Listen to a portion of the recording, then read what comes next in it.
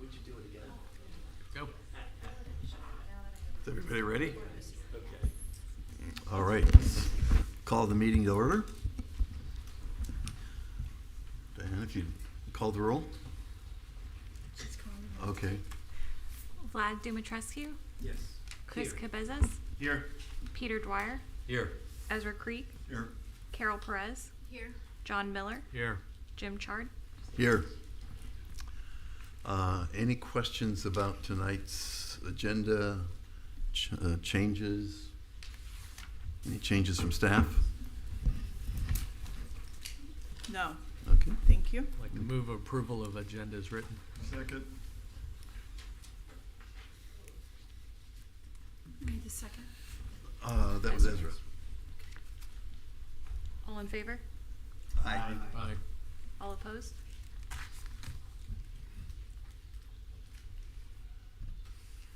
All right. The swearing in of the public. We do have We do have minutes. Yes. Did everybody have a chance to take a look at the minutes? Kind of a motion to approve? Moved. Second. All in favor? Aye. Aye. Okay. Any opposed? Okay.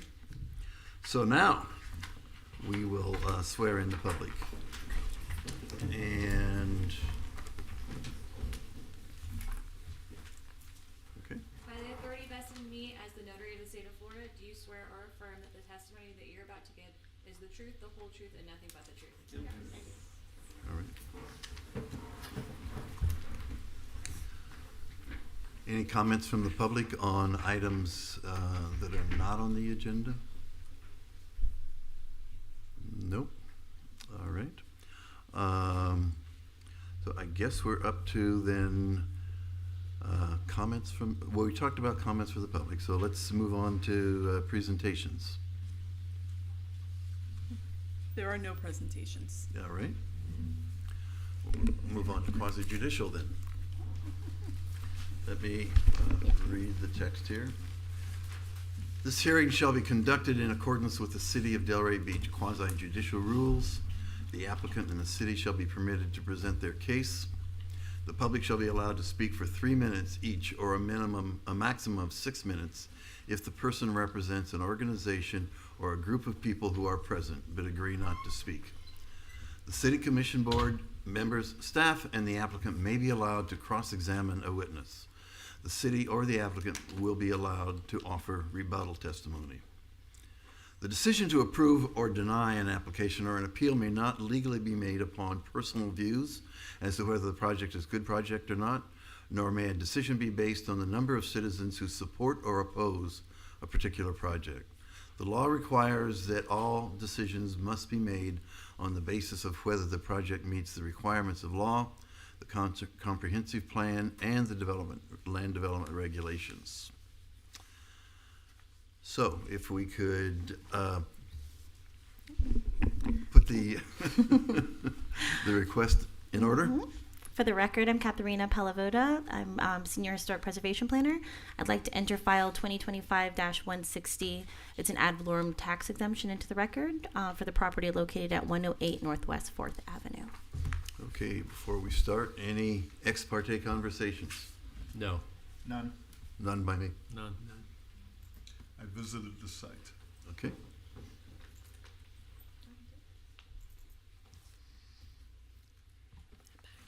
Do you want the PowerPoint or the PDF? PowerPoint. This one.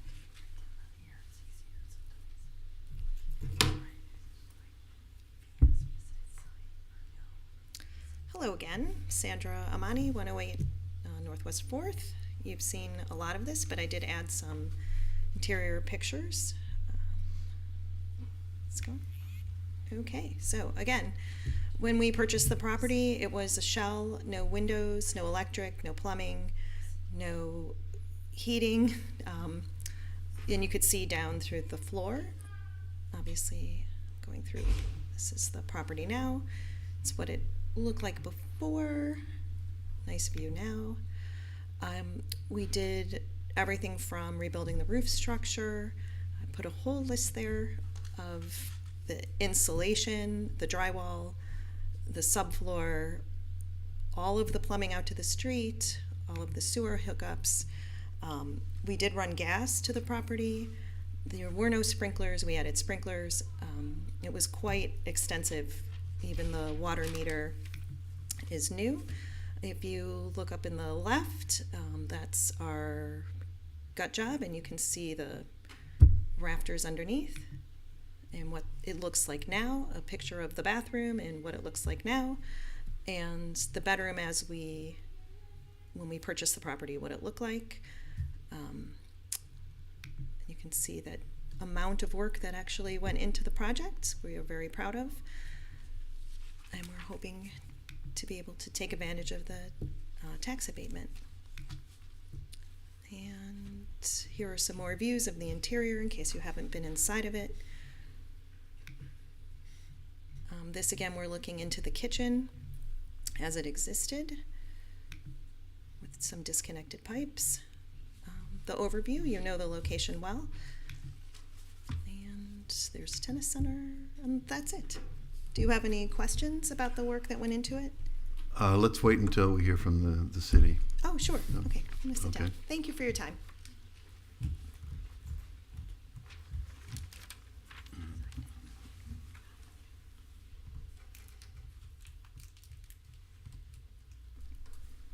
Okay, the subject request is an ad valorem tax exemption for the property located at 108 Northwest 4th Avenue. Okay, so this is located in the West Settlers Historic District. No, this property seems familiar. It was in front of the board last month. They did request a change to their front elevation where the porch is. I think I have some elevations. Go back. So here we can see what the original approved front elevation was, and then the bottom was the modified and approved one from last month. So I'll just go through. Obviously, all the rest of this was approved. The front porch was the last item that they required, at least for historic, to get their CO for their site. So now that everything's approved and the porch has been approved, they're coming in to request their ad valorem tax exemption. So here we can see what was approved for the addition, where we see the red. This is in the rear of the property. And then I'll just briefly go through some images. So here, and then they also had an approved shutter color. Oh. These are it. So you can see all the changes with the shutters. And then here's the approved site plan, just as a refresher. The blue area is what was existing. It was the existing contributing structure.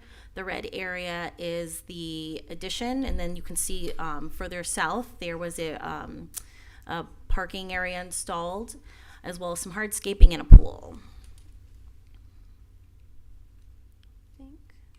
And this is what the site originally looked like. So this is the original survey.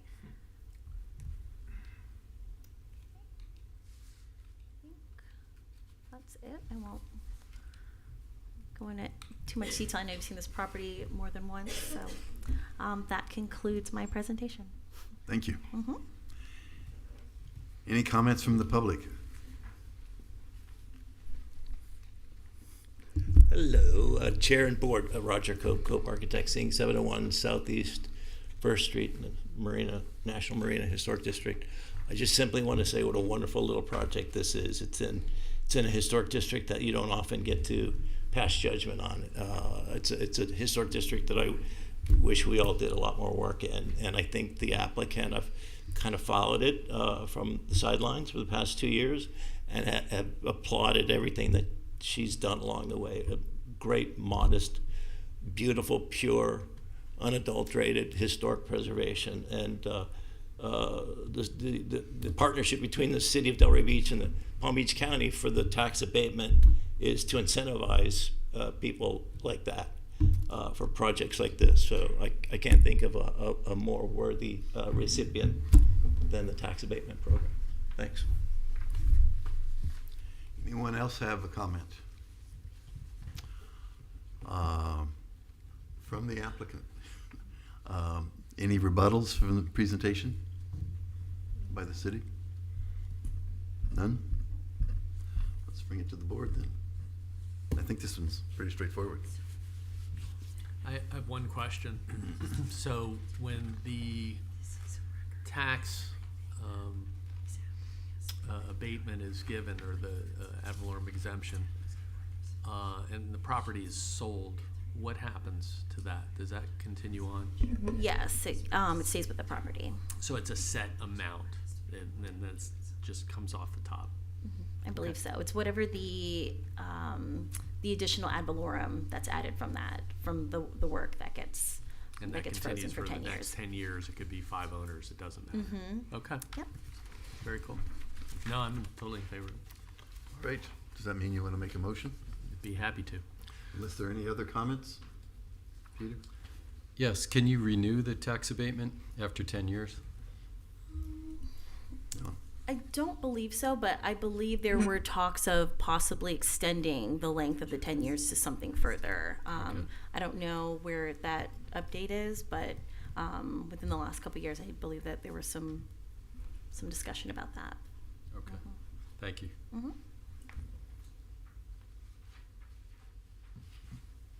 Okay. Carol, you ready? Yes, I'm all set. Okay. Good job.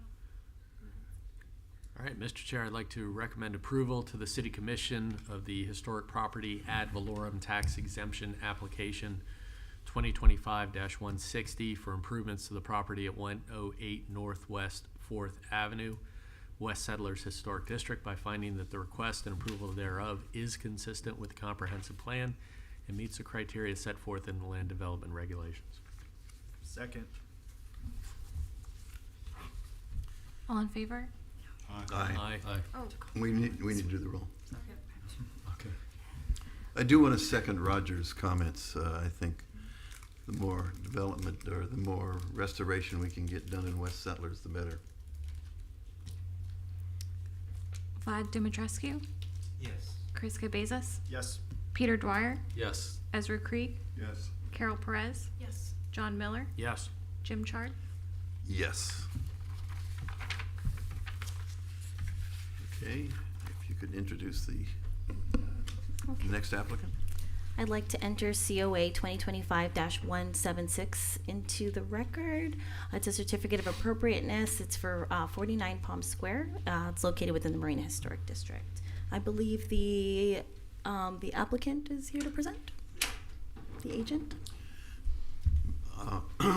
Before that, any ex parte? Visited the site. No. Huh? None. Okay. Proceed. So once again, for the record, Roger Cope Architects, Inc., 701 Southeast First Street. I'm simply the agent here for Mr. Noel Smith, who is the proud owner of the property. We have a one-slide presentation. That's the slide tonight, so we'll just keep it right there. So I'm his agent because I was the architect on the house 10, 15 years ago. And this is a code enforcement violation that he's been flagged for. He, unbeknownst to me, he started to have some wood rot on a part of the facade facing the front of the house, Palm Square. And so, as meticulous as a gentleman as he is, he paid attention to it. And so he engaged with a general contractor, and one thing led to another, and they decided that they were going to not repair the slight damage that was done, or the amount of damage that was done, that they were going to replace the board or boards that it was affecting. And I don't even pretend to know exactly where it was happening, but it was on the front of the house. So the general contractor claims he came into this building department and tried to file for a permit and was turned away saying that he didn't have to have a permit. That's his claim. So he went so far as to file, fill out the paperwork, get Noel to notarize it, and they were ready to hand something in. And having not been successful at that, went back to my client and said, apparently we don't need a permit, we can move ahead. So they started to repair, and a code enforcement officer took a photo of some of the work that was in progress. And so here we are trying to, because they were repairing not with wood, but with a man-made product called AZEK. And it's a product that's got, I'm not a chemist, but it has, 18 different things in it. Potash, a little bit of plastic, I think, and a bunch of other stuff. It's a 100-year warranty, will never have to be replaced. Looks exactly like real wood from 3 feet away. And so off they went, down the rabbit hole. Code enforcement noticed them, and somehow the notice got shuffled, misplaced, put to the bottom of the pile, and they kept repairing stuff. So they finished the job and then paid attention to the notice. So it's an active case at code enforcement. He's incurring a daily fine, which is staggering. We cannot, we've gone before code enforcement twice, begging for them to suspend the penalty that we were resolving, and it could have been, I'll let staff confirm this, but had it been on the back or side of the house, we would have been allowed to use a man-made product, and we still would have had to receive approval, but we would very likely have been given administrative approval. But because it's on the face of the house, meaning in view of the public right of way, staff doesn't have the authority to give us an administrative approval to use a man-made product. We would have to have come before you anyway. I think that's the story. So here we are.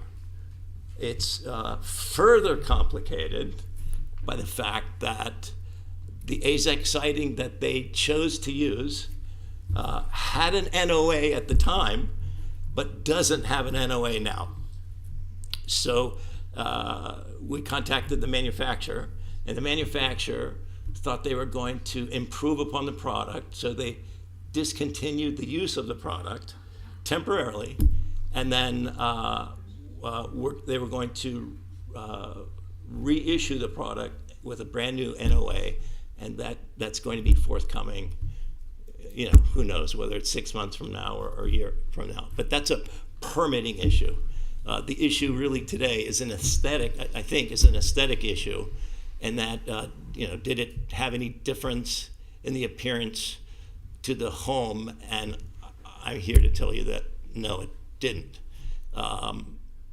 Should he have gotten a permit? Of course he should have gotten a permit.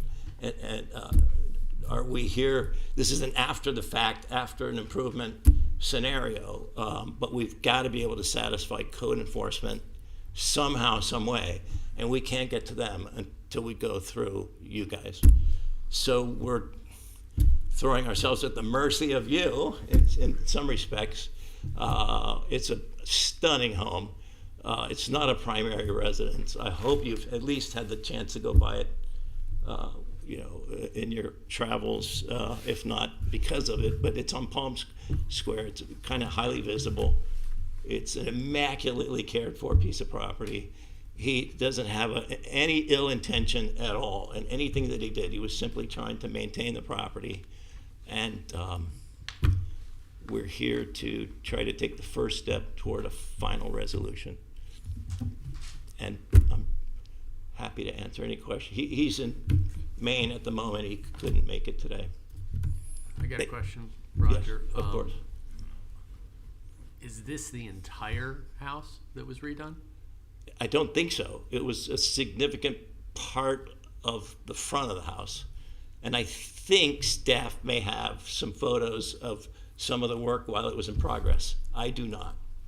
When was this done? I think last summer.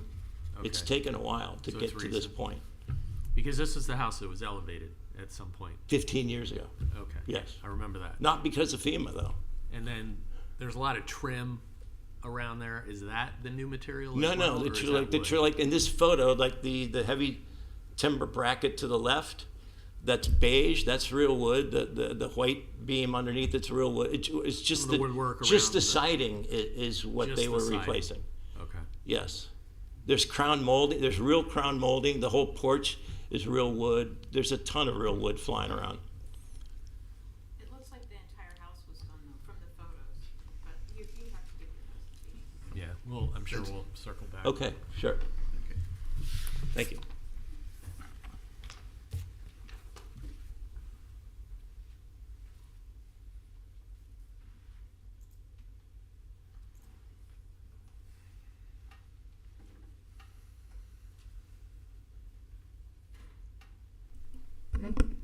Okay, the request before the board is a certificate of appropriateness for the property located at 49 Palm Square. The structure is located within the RM, which is the multifamily residential zoning district, and it's within the Marina Historic District, which is a nationally and a locally registered historic district. The structure on site is a one-story historic, minimal traditional wood frame residence that was built in 1940. So here we can see the front elevation. The original one-story residence contained a 1,024 square foot that had front-facing cross gable roofs, covered with asphalt shingle, horizontal clapboard siding, operable wood louver shutters, and a regular floor plan. This was a brick chimney. There was also a brick chimney that was located towards the rear west side of the residence, and the height of the residence was approximately 14 foot, grade to peak. So in 2005, the Historic Preservation Board did approve for a hydraulic lifting, which is what we see now as a relocation for the structure in place, approximately 2 foot higher than it was originally situated on the site. So it was originally at below the floodplain level at 6 foot, and it was the structure was lifted to 8 foot, which allowed it to exceed the FEMA requirements. This structure is also located west of the intracoastal, so flooding has occurred on the site as well as the adjacent properties. Okay, I'm just gonna also note that Mr. Cope did note the code enforcement violation. This was recently issued for the replacement of the existing siding without a building permit. So the applicant did submit a certificate of appropriateness. It was submitted on April 28th, 2025, for the replacement of the existing clapboard siding with the synthetic AZAC bevel siding that's currently existing on the structure.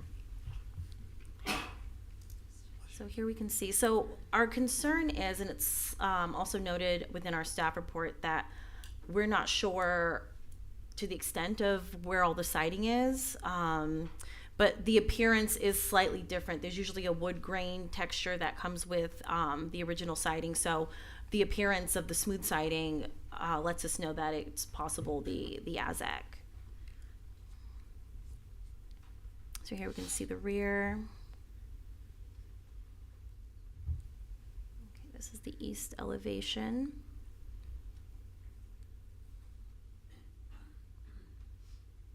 Okay, this is the existing survey. This is the site plan.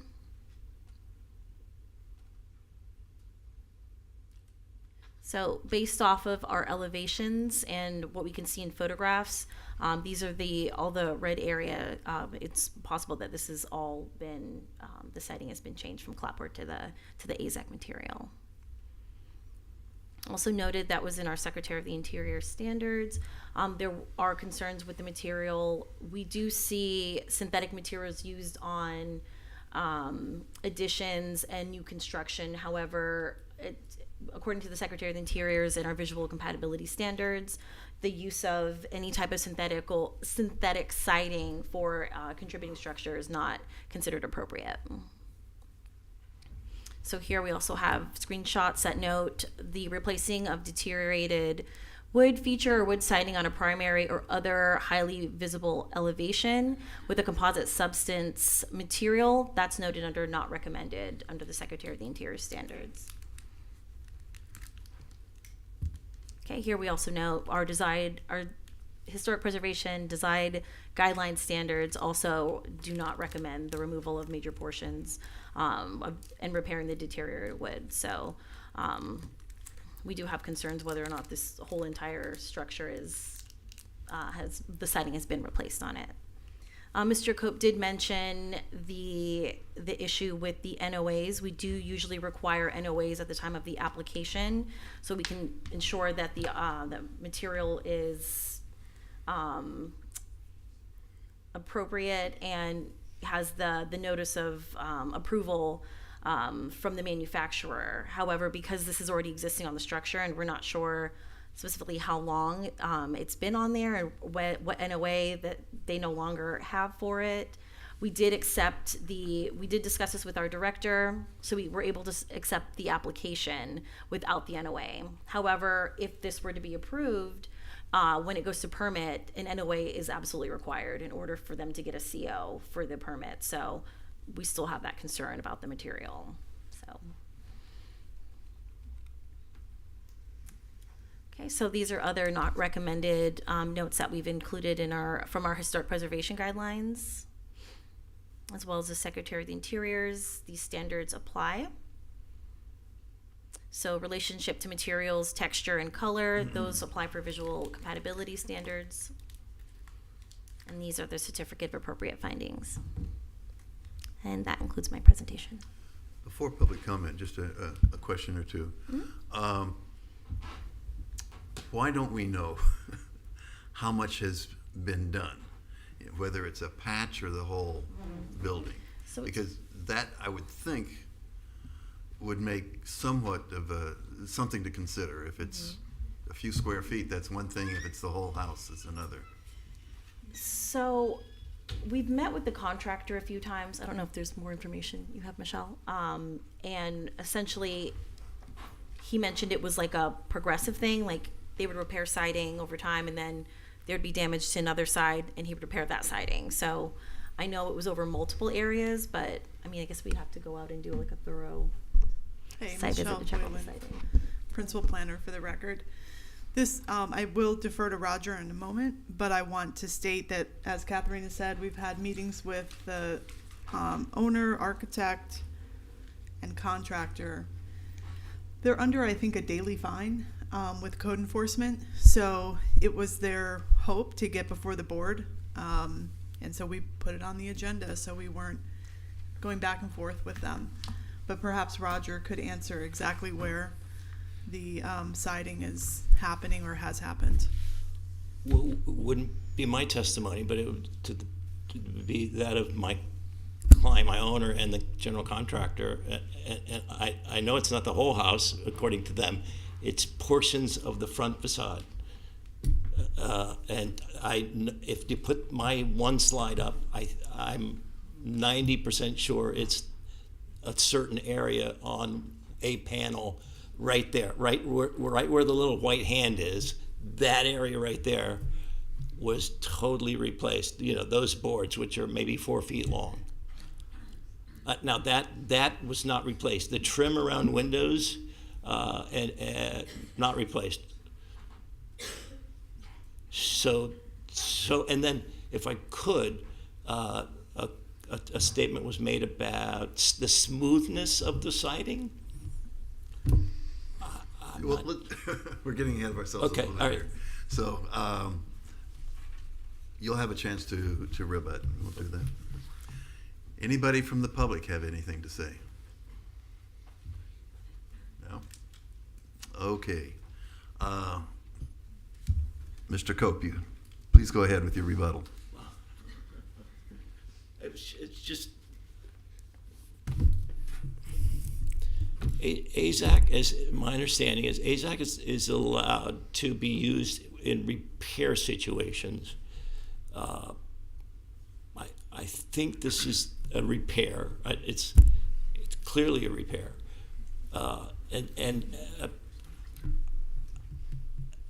There are other products out there, from Hardy Plank, which is a cementitious product, to this, which has a multitude of things within it, to one of my favorites is called Burrell, and it's stunning material, but it offers a smooth finish to it, and it offers a fake wood grain texture to the opposite side of it, and it's done so that it allows you to use either.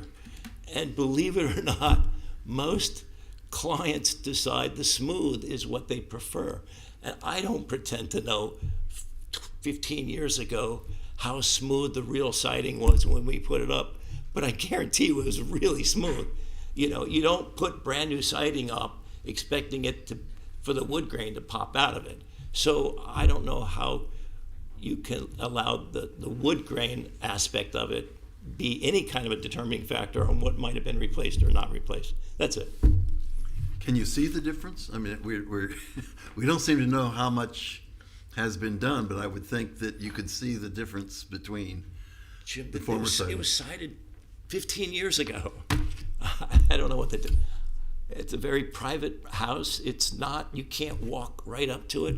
It's gated, it's secured, it's private. No, you know, you don't walk up to somebody's house and study their siding.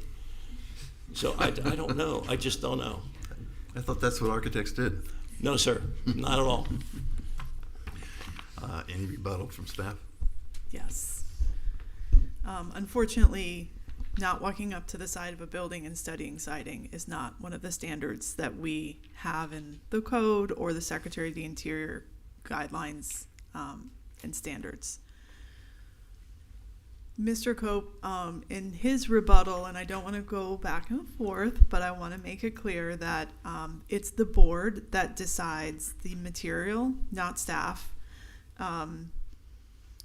Typically, a synthetic material can be used on an addition, primarily when it's not a major component of an improvement project or when it's not visible from a right-of-way. We see that all the time. And I don't remember, because I haven't studied this case, but when this went through, if you could please zoom out, when this went through renovation, 2015, 16, 17 era, you can see the top of the roof there where there's some gingerbreading in the gable and then the transom windows above the windows. That entire portion of the structure was added to this structure, in addition to the structure coming up vertically at the ground level, all board approved. So when they did that, they had to utilize wood siding. The applicant also, you can see just a smidge on the left corner of this picture, there's brick on the carport. There was discussion with Mr. Smith at length about the use of a coquina stone that was going to be taken from another building and repurposed here. I think he may even have come to the board to ask for that. It did not get approved. I think it was approved for use on the chimney only. So my point in saying this is the applicant is aware of the board requirement to have approval for alternate materials. So we don't typically see AZEK, Borel, Hardy board used on the historic portion of the structure. It's not, people have asked, and the board has required authentic materials in those cases. So that's the rebuttal to the statement of that the board has approved alternative materials on historic structures. It's just not been common. And the Secretary of Interior doesn't distinguish as to how close the building might be to the ocean or to the water in terms of that decision as to whether or not wood can be replaced. No, and it's obviously, you're talking about locational requirement. That's something that the board could take into consideration. We've had many other projects, wood frame, wood sided, that are even closer to the ocean in our other historic district. It does require a level of maintenance. So there is an increased maintenance requirement. The wood is not as hard as it used to be. Old growth wood was much harder. Newer growth wood is somewhat softer and might require replacement, and that's why we press on homeowners when we talk with them about sealing around the windows, the door openings, caulking, ensuring that underneath the windows are painted in and caulked. Any kind of structure you could have a stucco house with a real frosting look to it, and that's going to require a separate kind of maintenance itself. So, Should we take it to the board? Peter, do you want to start? Sure. Well, what a well-maintained home, and with so many examples around town of deferred maintenance, I think this is a nice example of somebody really looking after their property. And I don't have any issue with the use of modern materials. I think we need to be a little more open to them, and I support and would like to see the fine stopped. That's all. Just as far as the fines go, that's going to be in the code enforcement Right. portion. You guys are only reviewing it right now to determine whether, if this had come, as it is, if this had come before you at the time that it was being put in, is this something that you would approve, based on the land development regulations and the design guidelines? Thank you for clarifying. Thank you. I think the big item is the NOA, that if we approve it, but the material doesn't get approved by, Not a problem. yeah, but, okay. Still, Yeah, that's and an also issue. There's no NOA for wood. I mean, if you go and buy a piece of siding, there's no NOA that I'm aware of. Mhm. So that's to be considered. All right, well, it's one of these unfortunate situations where if this came to us before the work was done, maybe we would have approved it, but we have no idea of the extent. It was done completely incorrectly. They should have known to get a permit. They should have known to come before the board. They've done it before. There's no before and after photos, so we could just see, what was being done. So, those things really bother me to have to come after the fact to approve it. It does look great. I think, and using synthetic material seems to be a reasonable suggestion, being by the beach and for it lasting, especially if it looks very similar. But the interior standards do say to use accurate historic material, which, we're here to really uphold that. It's written there. So I'm torn with which way to go on this. I'd like to hear some other board members' takes on it. Okay. John, let me skip over you and go to Ezra, if that's all right. Sure. It's not all right with me. Well, we'll step outside and talk about it. I share Chris's concerns. I don't feel like that we've been given enough information, that we don't know how much of this material is used. I think there's a difference between a repair and a renovation, and there's some point there that does that. I'm not sure that if someone was coming before us initially, reading the guidelines that we've been presented from the Interior Department, I'm not sure we would have approved the use of these materials based on that information and guidance that we're given. So I'm uncomfortable with going ahead with it, but again, I'd like to hear some other thoughts. Ms. Perez? Yeah, I'm still confused on, is this a patch? Or is the whole facade, like even the picture that you have, Roger, is that whole facade this material? Or is it just a board or two that he could take out and put in a wood board? Like, what are we talking about here? The only thing that I can reference is a photograph that code enforcement has that simply shows a kind of a photo in progress. It shows, the tar paper and the vapor barrier exposed. It's up in the upper left-hand section to the left of the transom. It's certainly not the whole front facade of that piece of the house. So yeah, if it's not the whole facade, I don't know why they wouldn't ask to, why they wouldn't do wood and just patch it with the material that it originated with. So any architect in town will tell you if you have wood on your home, you have termites. But isn't that what it started with? It did. So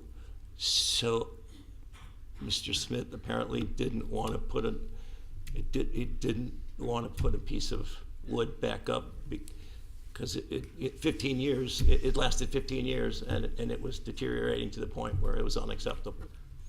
So apparently he made the decision to, in concert. So even though he's getting fined every day, you know, that's just it. I mean, if Say it's- that again? Even if he's getting fined every day, like if it's one board or if it's two boards, I mean, I would think that it would be, I got a feeling it's a lot more than that. yeah, maybe we just need more information. That's it. 'Cause I don't know. Okay.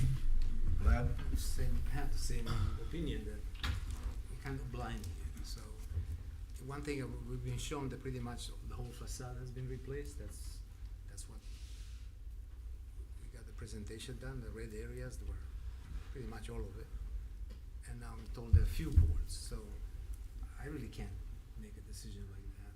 Is it any way that the contractor can present a bill of repairs or something like that they will show the amount of repairs? please? Sorry. What I'm trying to say, there must be a way that we can find more accurate how much of that has been replaced before we make a decision. Because I totally agree. If there are few boards, that's maybe okay. If it's the whole thing and doesn't have even an NOA, that's another issue. I mean, my concerns is obviously either mistakes were made or it was a conscious decision to go with this, knowing the process was being bypassed. That being said, yeah, I agree with you 100%. I'd love to hear from the contractor.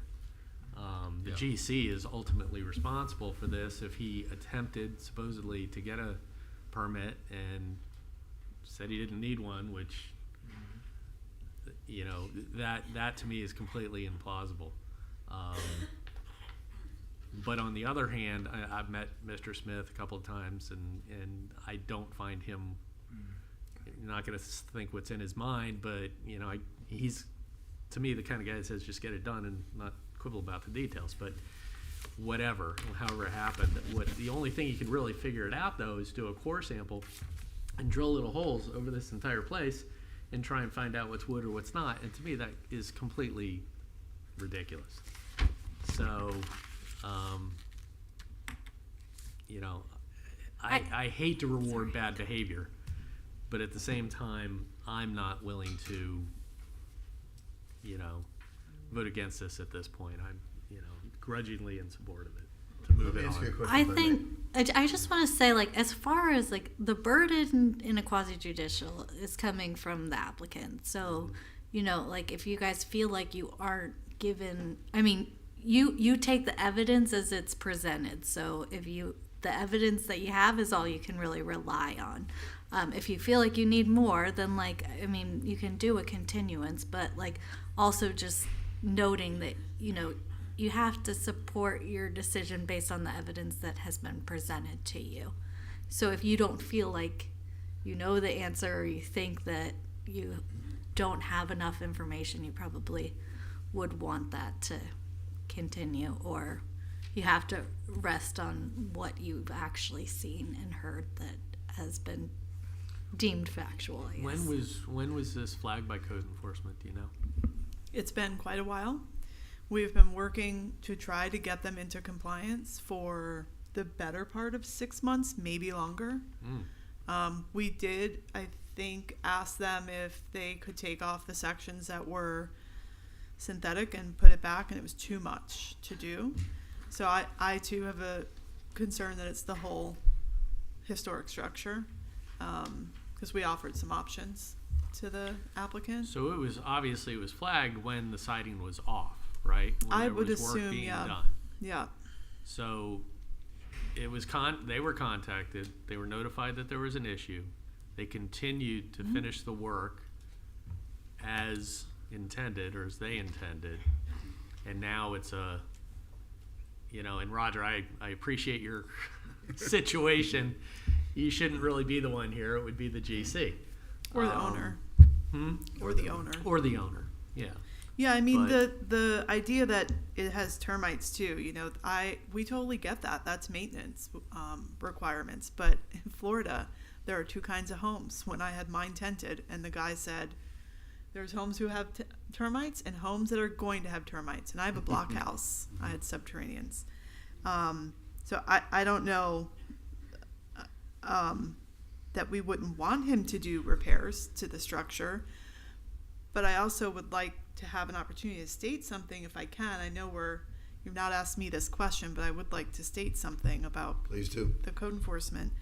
When I started at the city in 2016, there was a backlog of projects and a list of properties that were under code enforcement action because people couldn't get through the process because there wasn't someone here for more than almost a year.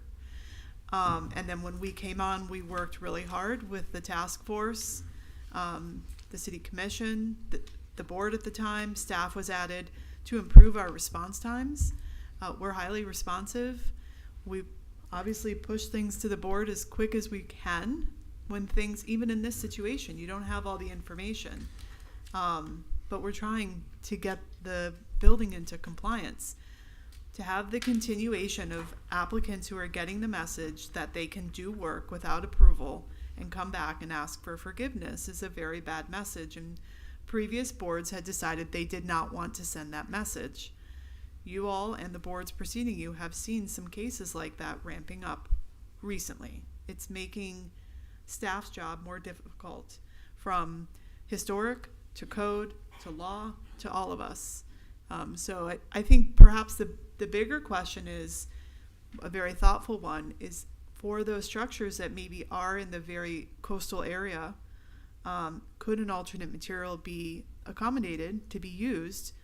But I would like the opportunity to research that. I think that some of our CLG partners might have information where they've allowed things like that to occur, and bring that back to the board, much like we did when we talked about windows. What's okay for glass color. Right. And then you all provided some guidance. I hate to put the applicant off for yet another 30 days of fines. That really feels unfair. So this is your decision, not mine, right? I'm here to guide you. But we just simply we don't have regulations that would support the use of an alternate material right now. They're not in place. The Secretary of the Interior guidelines are very specific about the use of synthetic material. So, we could discuss this at our next meeting or even at the end of this meeting. But this is the matter at hand for this applicant. And thank you for letting me say those few additional words. And I just want to make a quick comment on top of that, and I don't think that this was the intent of the statement, but as far as sending messages, your board up here isn't sending messages to other people when you're making decisions. You're making a decision on a case-by-case basis. And to the extent that, you were making the decision today, your decision today should be based on the fact that the burden has not, if you were going to deny it today, it would be based on, you don't think it meets the design guidelines, or it doesn't meet the land development regulations, or you don't believe that the applicant has met their burden to prove that it's done those things. So just wanted to Did you have any? lay that out. Yeah, just was the GC notified about all of this? I mean, as far as why aren't they here? Or, Totally notified. He's definitely notified. Yes. huh? Yeah. He's definitely been notified. Yes. You just drove the short stick, or Yeah, you could say that. Withdraw that question. I think he's busy citing another client's house right now. As a matter of fact. Do we know the GC? No, you do not. No. Okay. And the owner is aware. He's a subcontractor. So, but if I might, Noel Smith, this project came before the period of time when Michelle first started, right? Right about the same time. For me, yeah. Slightly before you, yeah. And it finished up, I guess. And the man doesn't have, he's so kind and gentle. in terms of his character, he did not do any of this with any ill intention. I promise you. I don't think we need to go Okay, into that. so Roger. It's and not really we're, if the burden of pertinent proof to hasn't been met, we'll do our best to go back in time and try to figure out how much has been done and present some kind of evidence of that and an opinion of that. I will ask them both to come to the next meeting, or at one of them, the contractor preferred, preferably, and we'll take a shot at it then. So would you prefer a continuance then, than a, Of course, yes. Michelle? I mean, we're like we're in the six-figure penalty phase with the item, so we're trying. So while, Yeah, that's what really worries me, is this ongoing fine on a daily basis. well, the owner that's their responsibility. I understand. Okay, so I'm gonna just not say a lot about that. It's their responsibility. But I think, John, you've asked me about continuance, right? Is that what you're asking? Yeah. I would like to be able to understand the amount of siding that's happening, where on the house it's happening. Has the profile changed at all? You know, are the corners exactly as they were approved? And the siding that's on this building, for the most part, is some old and some new from 17. At this point, you know, they can report to code enforcement that they're working with the board, that these steps are happening. We can let code enforcement know that as well. And then when it's over, they can go back to code enforcement and work with that board on their fines. I'm not suggesting that the fines will go away, but that's for them to deal with, the code enforcement board. You know, it's unfortunate because he is a really nice guy. He really is. But honestly, he should be here. So if we vote for a continuance, though, you feel comfortable that what you just asked for is communicated to the applicant? Oh, yes, and we'll put it in writing in an email. We put everything pretty much in writing. And we can schedule a site visit to go on site and take better pictures and talk with the contractor and the owner. Whatever we can do to help them get into compliance is our goal, You had mentioned you've been working with them for 6 months to try to get them into compliance. at least. And can you expand on that a little bit? Have they been? They have not reluctant? submitted, so we have been asking them since the fall to submit the application. I cannot bring an application forward to the board if it's not made. So we've been asking, please submit the application. You know, we'll hear what's from code, what's going on with this. We've heard nothing from the owner. Or we had one meeting 4 months ago. And so then code enforcement will reach back out. So I think it's kind of been a pressure tactic that's had to happen, for lack of a better term, to get them to apply. So when they applied, we brought it right to you. As far as the NOA, I also would like to, you know, talk with the building department and understand. I think, you know, Mr. Dwyer makes a great point. Do you not need an NOA for wood? Why would you need an NOA for this kind of siding? And if they don't have an NOA for this siding, why would they go through the whole process of getting your review and approval only to have to come back because that building permit may not get approved? I'd like to understand that better, what their plan of attack is for that. I think only if they ask you a question, Mr. Cup. Is there anything that we could do and this is really a question for Kelly, where we can approve this under the proviso that all of the things that Michelle has talked about take place and the staff is satisfied? I don't think so, because really what she's asking for is the information to provide to you guys. I mean, you still have to decide whether this synthetic material is appropriate on those areas that they report are the ones that have been repaired. Or an option could be, and we've had this happen with roofing in the past, where someone comes forward with a roof material that the board's not finding compliant, is they'll make a motion to approve the replacement of siding or replacement of the roof with a material that's appropriate. So you could say, motion to approve replacement of the siding with wood, and unless the applicant wishes to return back to the board with more information, which would leave it like an affirmative option for him, but then he'd have to go out and take all that off, and he may end up doing anyway. You know, that I don't know what you all are going to do with it. I'm more comfortable with just a Simple continuance, yeah. So I've got a question. Are there any, there's no homes in the historic districts with synthetic material siding? We rarely ever see the use of synthetic material on the historic structure itself. I can't think of a case where it was approved.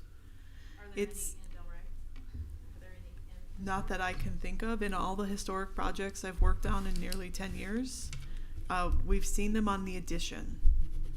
So for instance, we've got some houses along Bankers Row, the Mackle cottages, that have had additions to them, and they utilized hardy plank or hardy board siding that matched the exact same profile, where an expansion joint was placed and the whole addition is hardy board, but the whole front of the house, there's at least 2, was replaced with wood siding. Well, that might be an important part too, because we don't know, I mean, this is the first time I'm seeing this, I don't know what's original or the addition to. I mean, you know, if there could be an exception, I don't know, but. That's a really good point. Like, they could identify what part of that elevation right there was new, and perhaps, you know, patch in some synthetic with wood on those elevations, because that whole top is new. I think almost from the middle of the transom up to the top of the roof is all new. Didn't we approve for the architect's building on South Swinton hardy board on that? No, not for the original structure. In fact, they came to the board and asked for it, and the board did not approve it. So it's just. But it's interesting, like, we're having that conversation right now. You're looking for an example where it's okay. So, I mean, will this become your example for future projects? Are you familiar with this? Is a new material, not new. Accoya. It's a wood product actually, but been modified and has completely different properties, and it's still wood. Maybe you can And look we've at that looked- and recommend that. Accoya, Accoya. Accoya. We've looked at a couple recently. In fact, what's Ron's last name? Kurzman. Mr. Kurzman, when he was coming in with 202 North Swinton, also Mr. Cope's project, they discussed the use of an alternate material, and the material that was suggested was something that was almost made like a press. It was wood, but it was like made almost of ash, but there was a synthetic component in the glue to keep it together, so it wasn't 100% wood. Most of those products, that's what happens. The synthetic component is in the adhesive that pushes and presses the material together. But like I said, I would like to hear from my CLG partners across the state to see what are they doing. I'm sure there are probably some examples that we could bring back to the board by our next meeting, where you could have an expanded conversation. We could look at the preservation briefs with the Secretary of the Interior to see if there's any updates there. They tend to update those briefs to give us guidance, particularly for flood and coastal properties, things like that. So Can we get this back on the agenda in the next meeting? I 100% have no problem doing that. It's really going to be on the applicant.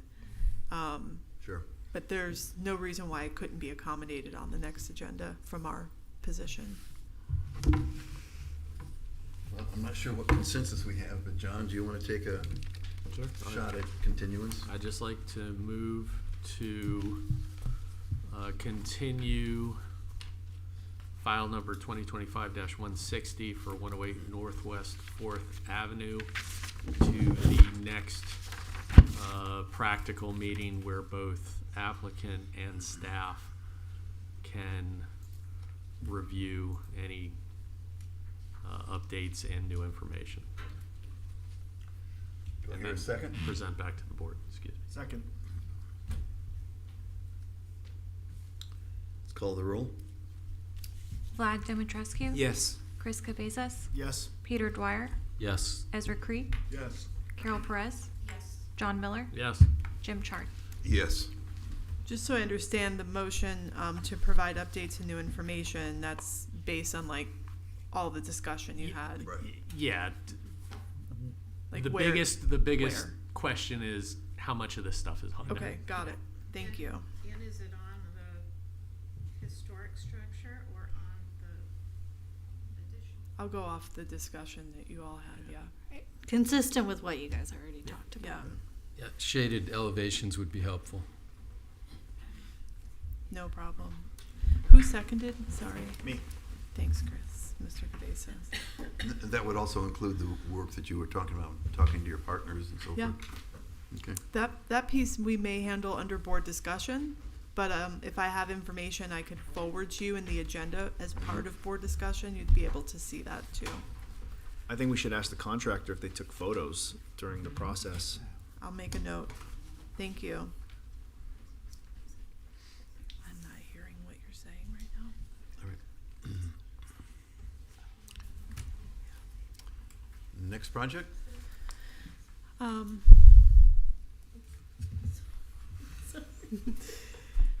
I would like to enter file number COA 2024-133 into the record for 46 Marine Way. This is a COA relocations, variances, waivers for that property, and the applicant is here and is going to present.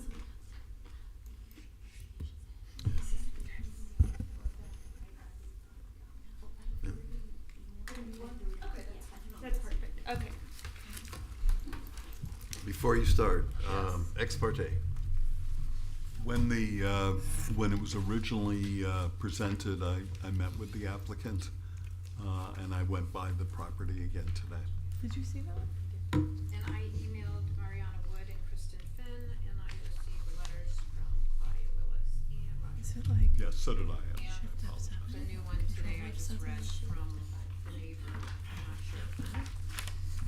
Carol, could you speak into the microphone a little bit more? Yeah, do you want me to repeat all that? No, that's okay. Okay. I just want to make it big. I will, in the future. Vlad, ex parte? No, unless this is considered ex parte. But I think it was. Just mention that. I think it was. This material was distributed here, so I assume It should be like. it's not an ex parte. All But def if it is, there you go. Yeah, so received emails tonight from Claudia Willis, Roger Cope, and Jeannie DuPont, and then spoke to Larry Butel, Wendy Edwards, and Kristen Finn. Just testing this out. I have not spoken to anybody since the last time, but I have explored the building and been on site. And I, of course, have the same letters from the same parties. I received the 3 emails. I walked the property with Kristen Finn a couple months ago prior to the previous submittal. Okay, you may proceed. Okay, awesome. Well, it's nice to see you all again. Again, my name is Catherine Craig, and I live at 654 Lakewood Circle West here in Delray, and I will be presenting 46 Marine Way again. To reiterate, 46 Marine Way is in the Marina Historic District and was built in 1926. We really wanted to put focus on the 3 directives that we received from the board last meeting. The 3 things were to reduce the roof overhangs, to redesign the visual impact on the front wall, and to also soften the structure on the 3rd floor to the north. We actually put together in the next slides a before and after to just show the side-by-side of what we previously proposed on March 5th and what we are now newly proposing. So as you can see here, the first thing, we reduced the overhangs, as you can see here, and we actually, originally they were 4 feet, but we reduced it to 2'6". And I know one of the major talks that we spoke about in the last meeting was a concern for this front wall, that felt very overwhelming. So we went back with our architect, we redesigned the front facade to lessen the visual impact from the front, And after looking at several concepts with Mariana, who is our architect with Affinity, and keeping in mind your directive, we were able to accomplish what we feel is a softer look that includes a mixture of terraces, landscape, and now actually it's a new access point to the door that faces east towards the intercoastal. So previously, I know it was mentioned, this wasn't really actually an access point, it was really just putting you out into that patio. Now there's terracing, we added some landscaping to soften now what will be a little portion of that wall. Now you can actually enter into that front door, which I actually think is a great alternative now. So we feel that this actually looks a lot better to the front facade. Here to the side, you can really see in the previous proposal how that front wall is definitely very overwhelming. The new proposal now is very much more enjoyable, much more pleasant to look at. And again, we really love that now we can actually enter that door from the front, which will be really, really nice. And then we also have another angle here. We also want to speak about that third story. So I guess I can go back here because you can really see. And one of the biggest points was to soften this structure on the third floor. That's that point sticking out to the north here. We reduced that, and we now created an open balcony, which I actually think is a much better look. People can now go out and you can use that balcony. You have a wonderful view of the intercoastal, and it leaves some really nice outdoor space that we didn't have prior. Again, the side profile, and this is another view here. So everything is just really softened, and I think it's really, really pleasant to the eye, and we actually loved all of your directives and considerations, and we think this is a much better proposal. Here, I know we had this in the previous meeting, but we have the existing streetscape and then the proposed streetscape there.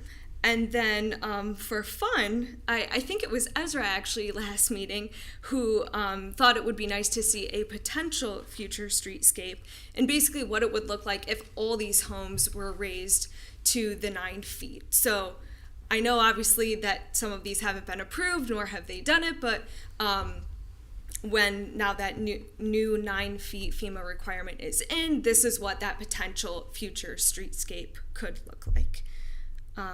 We feel that we have successfully listened to all of your directions and considerations, and we think we've created a beautiful historic masterpiece that will last many years to come. So thank you for your time. Thank you.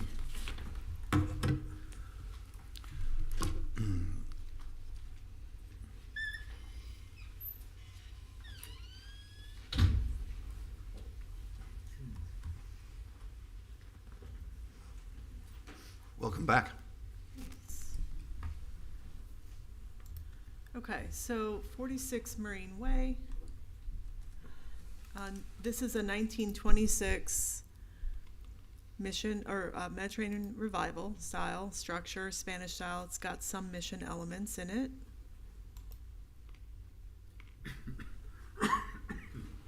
That does not want to click, does it?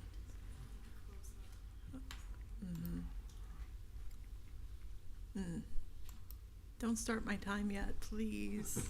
Something is not right. What is it? No, they left.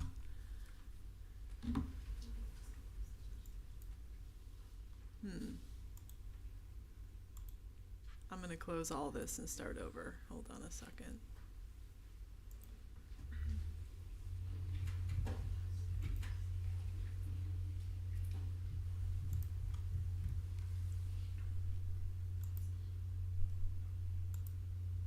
I feel like we could really benefit from a mouse pad. Okay.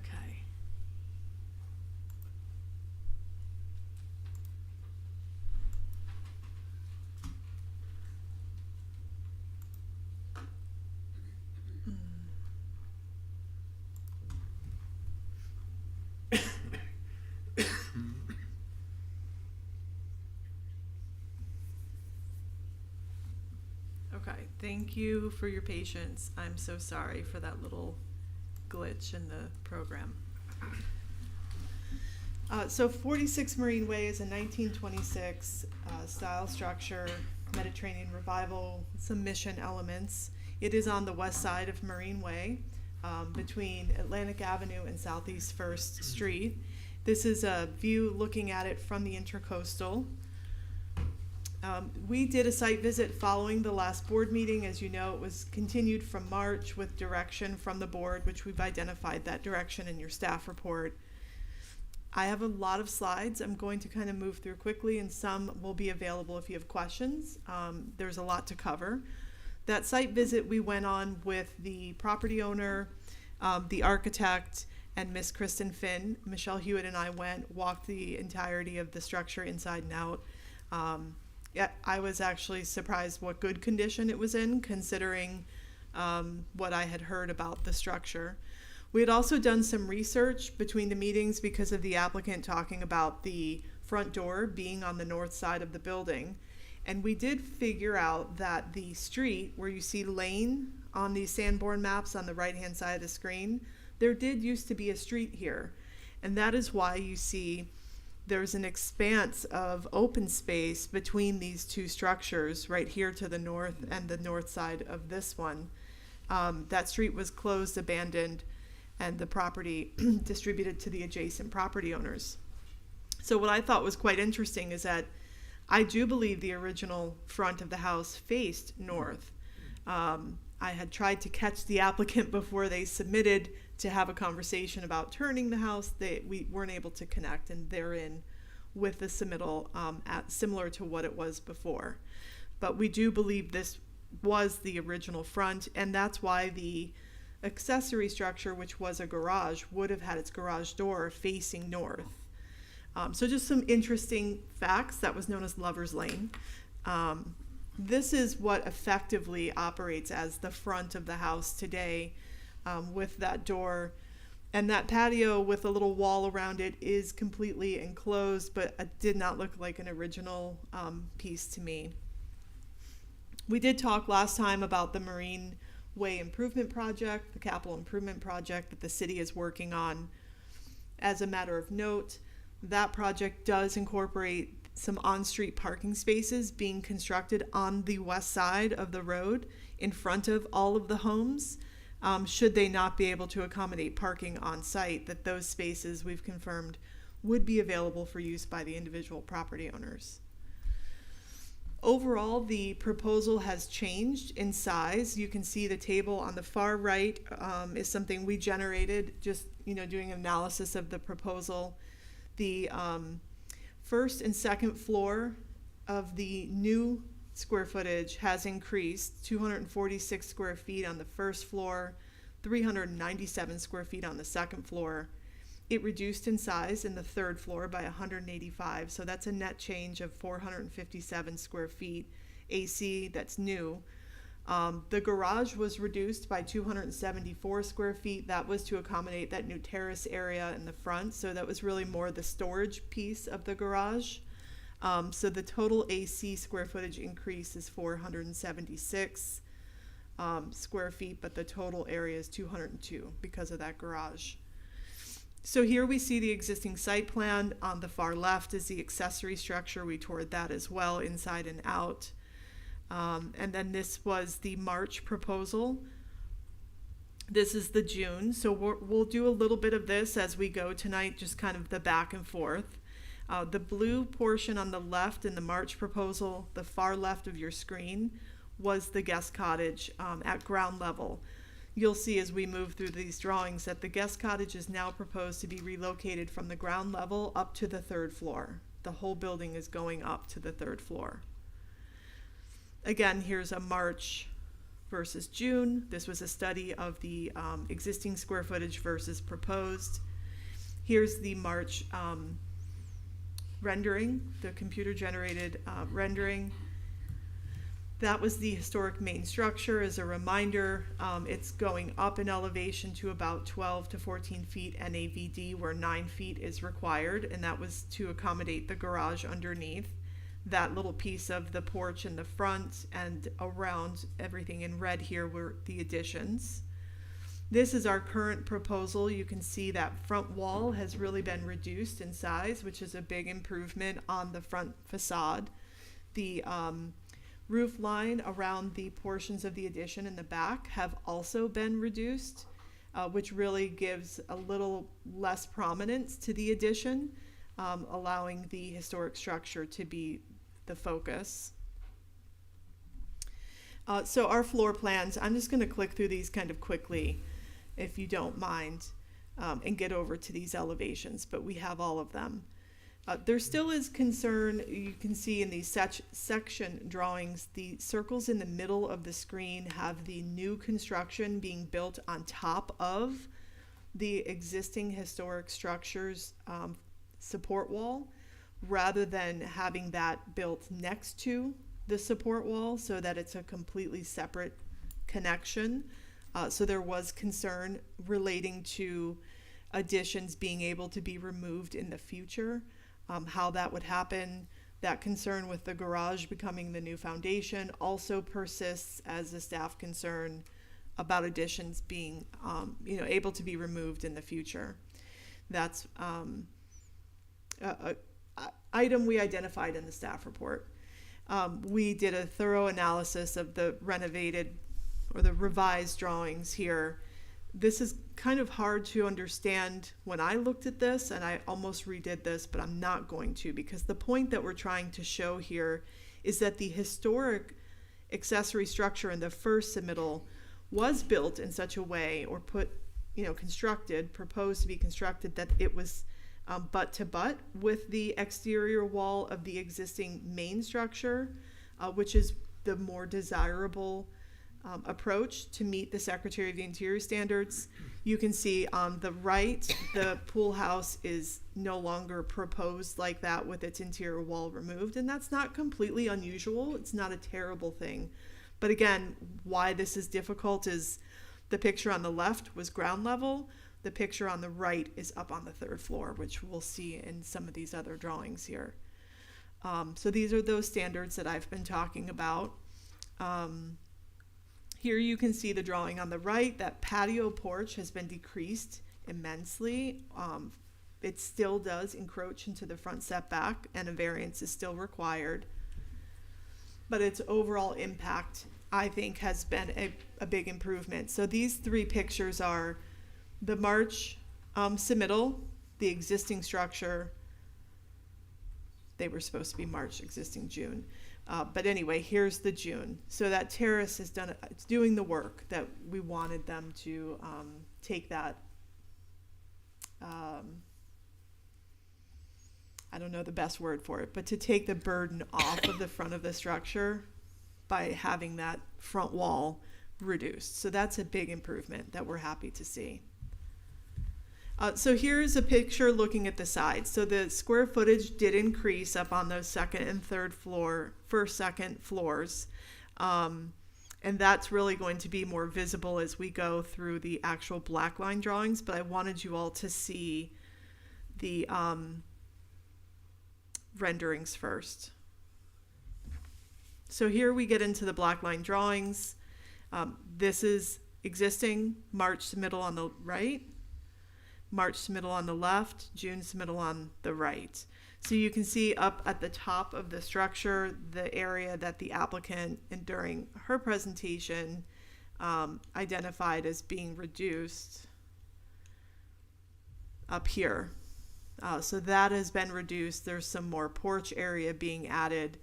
And then again, those roof overhangs and the front terrace. So those are the big changes for this. It's very much still very similar to what we were seeing before. So here's kind of a rear black line drawing. So this is looking at the house from the back with that guest house up on the third level.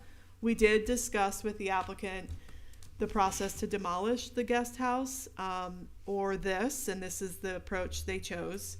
There are some items addressed in the staff report where the windows and the slider doors on this structure really are of concern. If you're going to be using single hung windows, you should go ahead and replace the awning style window that's on that third floor guest house, and the slider doors. Perhaps something else could be envisioned. It's a back elevation. There's no need for a super high level of preservation of that element. Plus, it's kind of functionally a little bit concerning if that, you know, I'm assuming it's a fixed window. I don't remember, but a slider would be completely, I'd be nervous to have that up there without a railing. So here we're looking at the north side. So you can see the roof changes, the third floor roof change, in that the built portion is much smaller, and then the guest house up in the far top right of the drawing. Again, with slider doors, those could be reimagined to be in keeping with the architectural style of the structure and the opening pattern requirements as the code outlines is required. This is existing in March. Looking at the south, here's where you can see some of that increase in square footage happening in the back corner of the property. Colors and materials we think are appropriate for what's existing. These are just reminders, if we have to come to them, where the concerns lie. The concerns about the front wall plane, the increase of the front setback or decrease of the setback with the increase of building space in the front. We did a pretty thorough review in that staff report versus the change from old to new. And there still are concerns, primarily with massing of this structure, the secondary and subordinate requirement, which there is a waiver for, and I'll get to that in a second.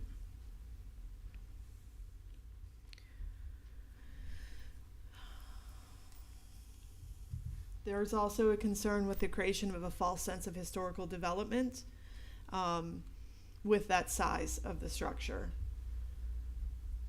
And I'm just going to move through these kind of quickly. So these are direct quote snapshots taken from the Secretary of the Interior guideline book. And this is the recommended and not recommended approach when dealing with renovation, rehabilitation of structures.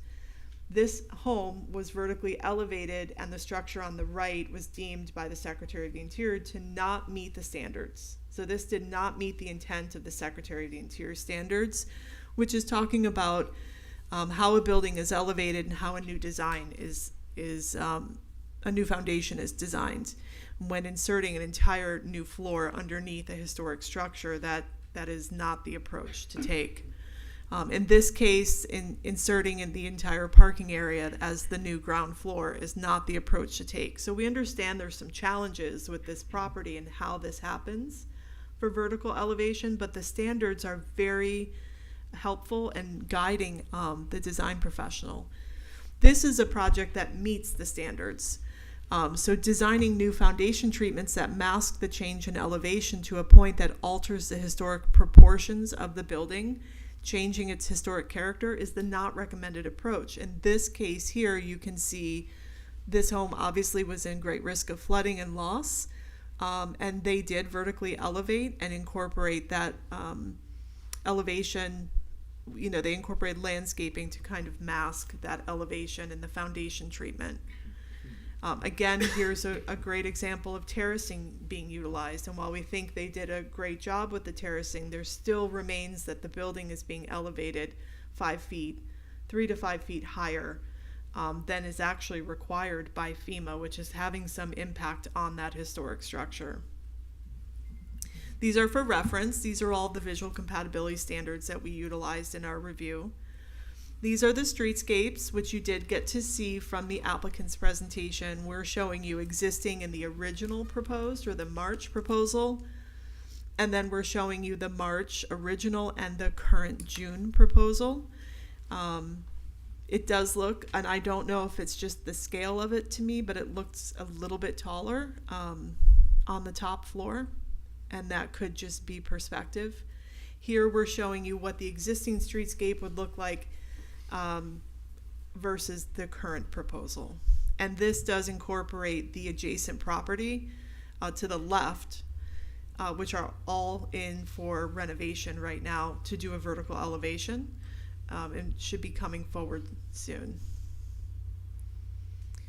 So again, the board had concern with the overall impact of the size of the structure and that impact on the streetscape as it relates to height. Although the proposal does alter and shift and reduce in places, it is still having an impact on the overall streetscape. The Marina District has a pattern of 1 and 2 story residences. I could probably finish in like 3 to 5 minutes. Would that be okay? I haven't made it through the variances. I'm sorry, thank you. So we're gonna move, I've already talked about these windows a little bit. If we need to come back to these drawings, we can. But I'm gonna move kind of quickly here to get over to the variances and waivers. And we have a lot of different images. Before I get to that, I do wanna say it was quite interesting in the site visit.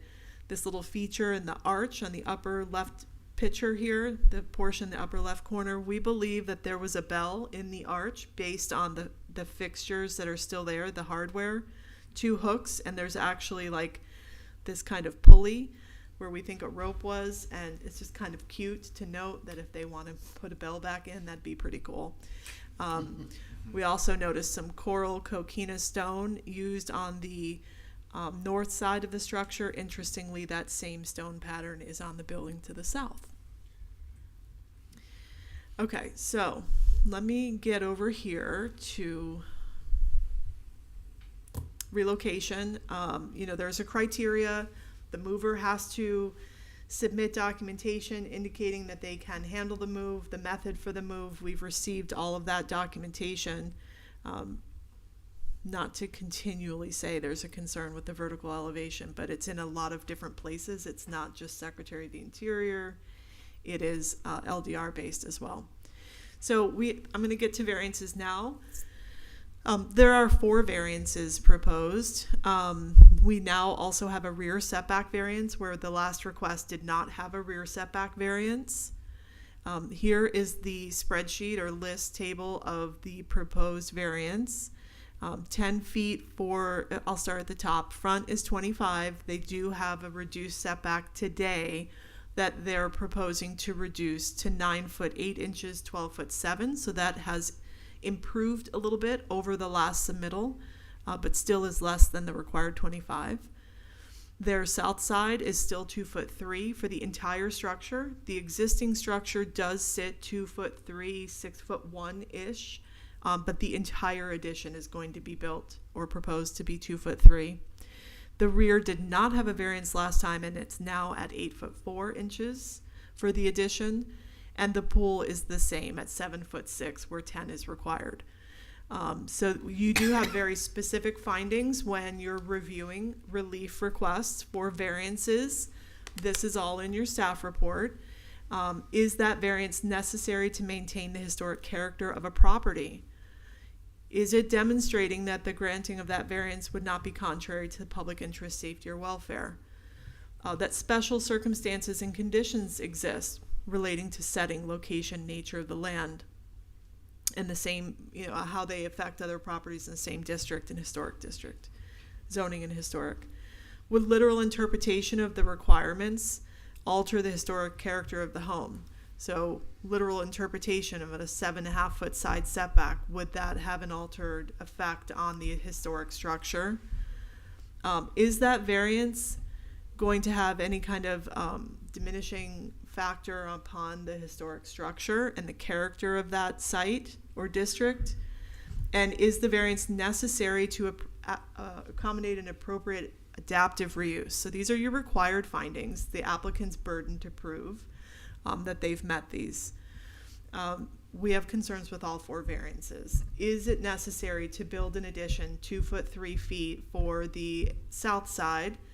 That is the new addition. Even though the house sits at 2 foot 3, is it necessary for that side structure, the front as well?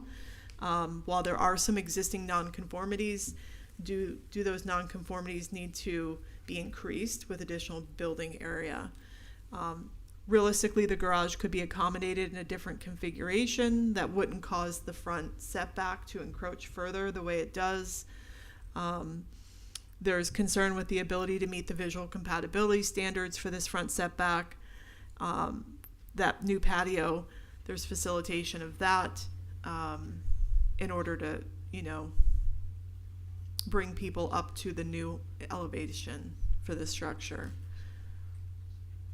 Here we're talking about the south. An addition could be accommodated on the property that does not encroach into the side setback of 2'3". So, it's not really, in our analysis, taking all the requirements. Again, compatibility, visual compatibility concerns. This is the new variance. Again, an addition could be built that does not encroach into the setbacks. So that's an adaptive reuse, again, on all three of these. The rear setback could be seen as aiding with the standard noted above here about facilitating relocation of a historic structure, although that structure could be reduced or shifted on the site. And then number 4, which is the pool setback. Generally, having a pool encroach into a setback isn't normally something that raises a red flag, but we have to remember this pool is sitting at an elevated height, so it's not a ground level improvement. It sits up at 9 foot NAVD. So removal of that pool and allowing for some addition could allow for adaptive reuse of the site. A pool doesn't necessarily mean adaptive reuse is necessary. You could have a renovation to a structure without a pool. Waivers. So there's 3 waiver requests. There's one new one about allowing additions for the relocated accessory structure to be consistent with setbacks here and how it affects the scale of a building. So your waiver findings: not adversely affect neighboring area, not significantly diminish a provision of public facilities, not create an unsafe situation, and then does not result in the granting of a special privilege, and that same waiver would be granted under similar circumstances for other property or other owners. So those are the burden that the applicant, again, has to prove. The first one, building height plane. We did study how much of this building currently exists within the building height plane area, and if it were elevated, it would still be in the building height plane for the existing structure. That said, the entire 3rd floor of the addition is within the no-build zone, as well as the portion of that front porch. So that is also concerns that are identified in the staff report. The next one is the relief for secondary and subordinate for the addition. This is to allow that addition in the back to overwhelm the existing structure. That's essentially what this waiver is. That's what they're asking. We want to go ahead and have an addition that's not secondary and subordinate to the massing of the existing structure. Waiver 3, scale of a building. Again, here there's concern about the design and how this approach has been taken on the main residence and its impact on adjacent properties, particularly residents to the south, which is only situated 6'3" from the adjacent property line that they share.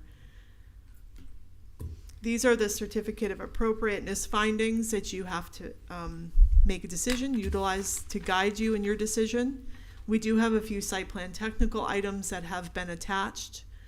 And aside from that, I want to show you one other picture that if we need to come to it when it's in relation to the discussion of the massing, the scale of a building, and the secondary and subordinate portions of this. We did study here, and this will be, then I'll wrap after this. This was the previous submittal. This is the current submittal. And if we had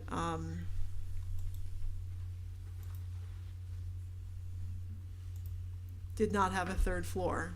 So that 3rd floor, you would still have a secondary and subordinate requirement. Potentially, maybe, you would definitely have building height plane waiver. Secondary and subordinate you may not have if the 3rd floor wasn't being proposed, because the new addition, that's the 2 floors, is pushed so far back it really does appear subordinate to the massing of the main structure. So it'd be something that we'd be talking with the applicant about the terrace. So that's concludes. I hope I covered everything that we covered in the staff report. If I didn't and you have specific questions, please let me know. Thank you so much. Thank you. That was very complete. Public comment.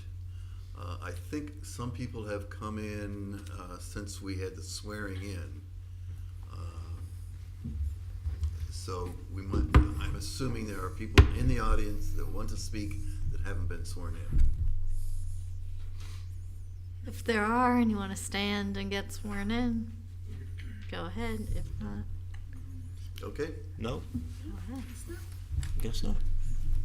All right, once again, Mr. Chair and HPP staff and board, good evening. Roger Cope, Cope Architects, Inc., 701 Southeast 1st Street in the National Marina Historic District, right around the corner from subject property.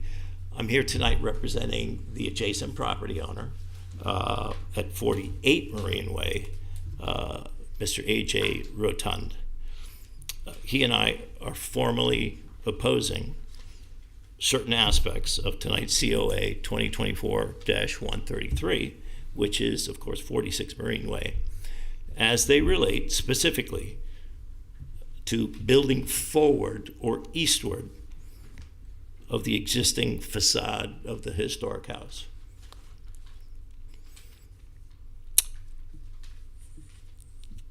The property, the entire front facade of the house is non-conforming in that it is forward of the 25-foot setback, as are most of the homes down the street, including Mr. Rotund's.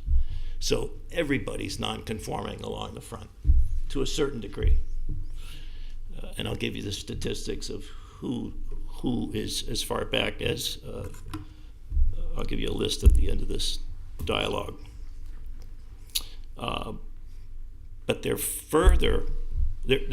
increasing their non-conforming aspect of their front facade by seeking to push improvements to that front facade 8 feet further toward the street. So 8 feet's important. And it's architecturally, it's representative of stairs and steps and the terracing that they have mitigated from the initial concept to gain access to a door that's facing the water.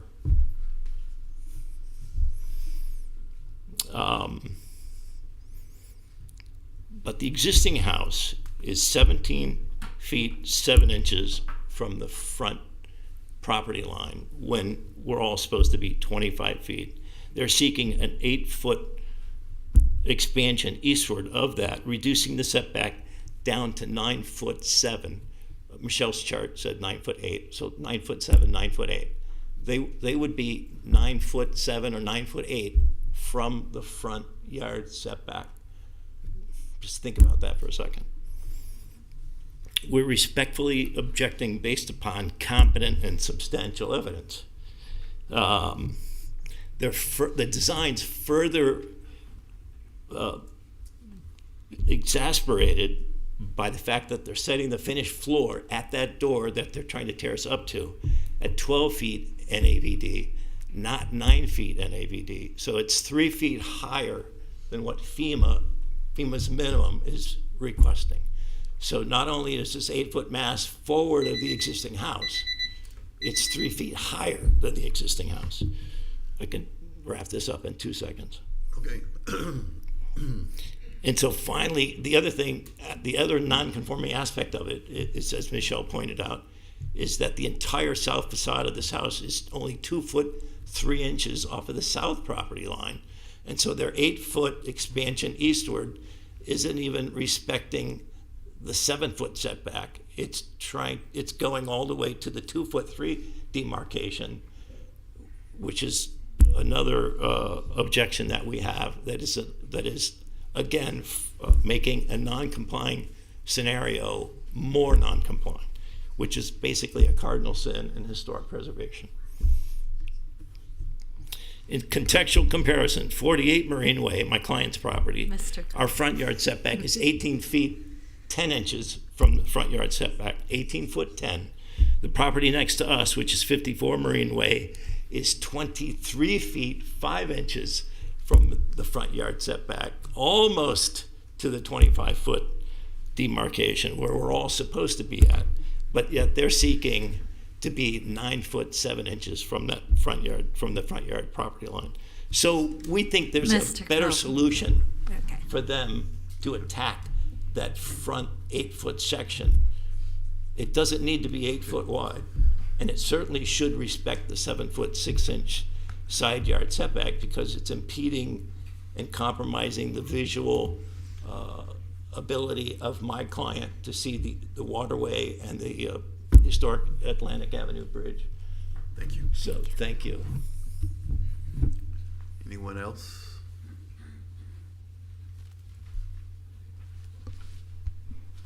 I guess not. I do want to note that you received 3 emails. It looked like it went to all of your email addresses. And we provided you copies of those.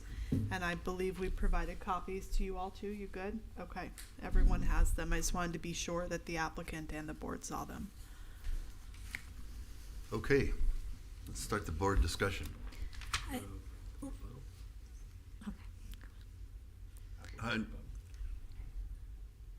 Any application, well, the applicant rebutted, or I'm sorry, did not. Is there anybody else? Would you like to rebut any comments either from the staff or from the public? We can wait for the board, we'll wait for the board comments. Okay. We have no rebuttal. Thank you. Rebuttal. Okay. Your opportunity to rebut or cross-examine would be now. Like they don't come back to you after the board comments. They'll ask you questions and you can answer them. Just to let you know. Okay. You want to start off? I think they're trying to decide. Well, we could. They're going to rebut. I'm Dan Edwards, the property owner, and I would like to acknowledge what Roger stated, and I would like to move the porch to the 7-foot setback that it should be at, rather than the 2'3" that the existing house is. Pardon me? It's not that one. It's the porch. Yeah, but it's not at 2'3". The house is at 2'3". No, that's the side. If you guys need a second to discuss it, you Sure. can go and then come back with your rebuttal cross-examination. Just Okay. take a minute. Does everybody need a break? I think so. I did. Sorry? I think so. Okay. Yes. Can we take about a 5-minute break? I think it's, Yeah. Stretch our Okay. legs. Sure. yeah.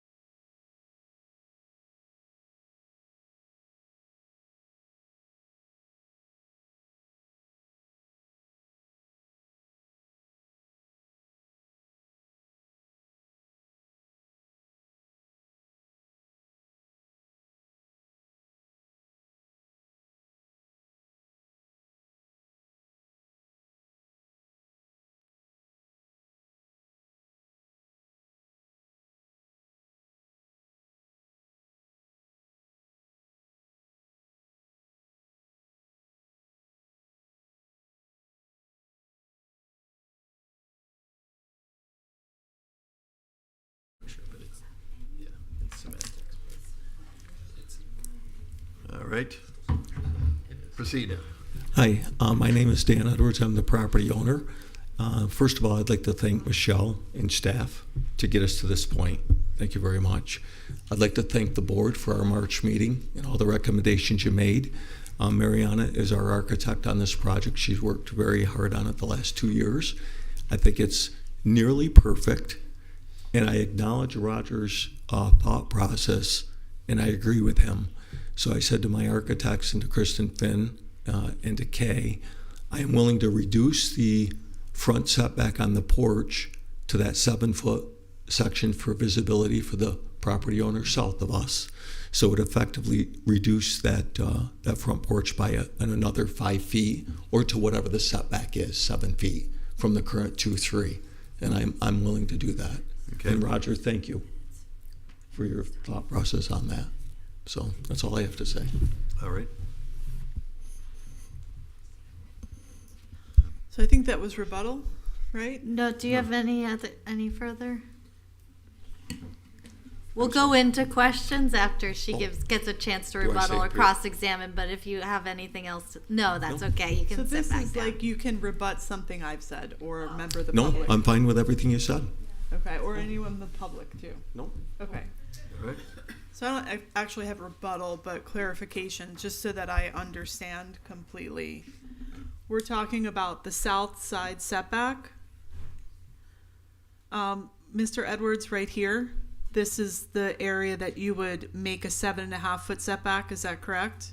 Yes, that front pink area. Yes, okay, thank you so much. Yes, it's still a terrace, though. Still with the terrace. Yes, sir, thank you. And still the issue with the front setback. Okay. They would still have a variance in the front, but for that portion of the building, there would not be a side setback variance, it would only be for the portion in the back. Gotcha. Mr. Miller? Oh, now I gotta start. I mean, I agree. I like the changes that have been made better to the first. I think this whole project is a, I mean, there's non-compliance across the board in the existing building, and it's existing non-conformities. I like the terraced look much better in the front. You're coming up with a bunch of different competing variables here. You've got preservation, obviously, of the historic structure, which is really, for all intents and purposes, functionally obsolete. Although it is, like Michelle said, there's some nice elements left to it. Versus FEMA codes, which require the elevation of this 9 feet currently. Down the road it could be higher, who knows. They went a little bit above and beyond to make room for the parking, I'm assuming, under there. Then you have you can't really ignore it, the economic feasibility of this, which is, it's a expensive piece of property. It's on the intercoastal, so you can't ignore that. I think it would be great if somebody would want to restore it as is and have it a shining example of historic preservation here. But the realities of the world today just aren't going to allow that. I am torn on this, but I do think, I know somebody had mentioned, maybe it was one of the letters, parking in the back. I don't really see how that's feasible here. I think the parking situation is creative, and it is an improvement over what is there now. I like that they lopped off part of the third floor. I'm not necessarily opposed to a third floor. I think it makes it look a lot higher here because the whole thing has to be raised. There's a little structure across the street over here. It's 3 floors, and everything else around it is 1 floor, and we permitted that. So I'd like to see what everybody else says. I do have some concerns, but I want to see what everybody else has to say too. Okay. Can we jump to Carol? Yes. I will say the front elevation looks better than when you came the last time.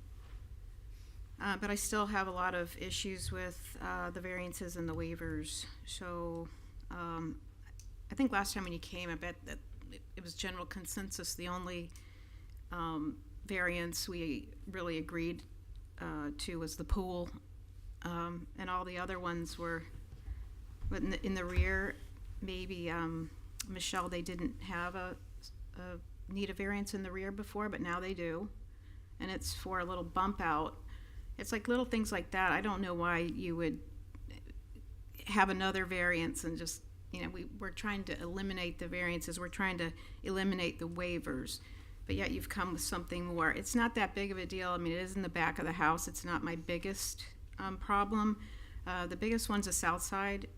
I feel it's too massive of an elevation for being 2 foot 3 inch, or 2 foot, is it 3 inches or 2.3 feet back from the property line, and it will affect the neighbor. And I don't think that that's right to affect the neighbor, and I don't want to be responsible for that decision. I'd like to stand up for that neighbor, because I wouldn't want that to happen to me. So, and that also has to deal with that third story. You know, if you got rid of the third story, then you'd have a 2-story home, and it wouldn't be as bad for that neighbor. But you are making a situation worse. You had the house down. I mean, how many feet high is that? Like 20, 25 feet in the air? And all of a sudden, this poor neighbor on that south side's going to be stuck with a 35-foot tall wall right next to their property. So I'm really not in favor of that.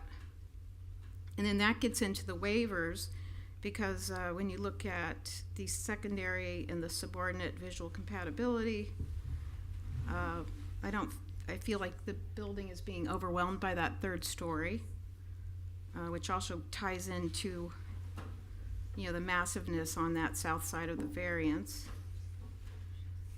As far as the building height, plane, visual compatibility, you can't achieve that no matter what you do, but I think you could make it better if you lowered it to the 9 foot instead of going to, I think it was at 14 and now you're at 12. It's a range. So a portion of the inside of the house sits at 12 foot and a portion sits at 14. So it's a range from 12 to 14 NAVD. Okay, so you could have, I mean, you can't get away from that one. Like, it's always going to be there. You cannot possibly have this house, build a house there and probably meet that compatibility. But you could make it better, and that's another thing, is making something better even if you can't quite live up to the standard. And then as far as the scale of the building compatibility, that ties into the south side too. I just feel it's overwhelming for that property owner on the south side. And when you look at the relief for the waiver, I mean, the last thing it says, we would like the opportunity to build what we are allowed, but you aren't allowed to do that. There's a setback. You're not meeting the setback. And they're not meeting the standards either. So I'm very confused on, it's like you can't just build something and it's not allowed. You're asking for something. And I don't think you've met the challenge there.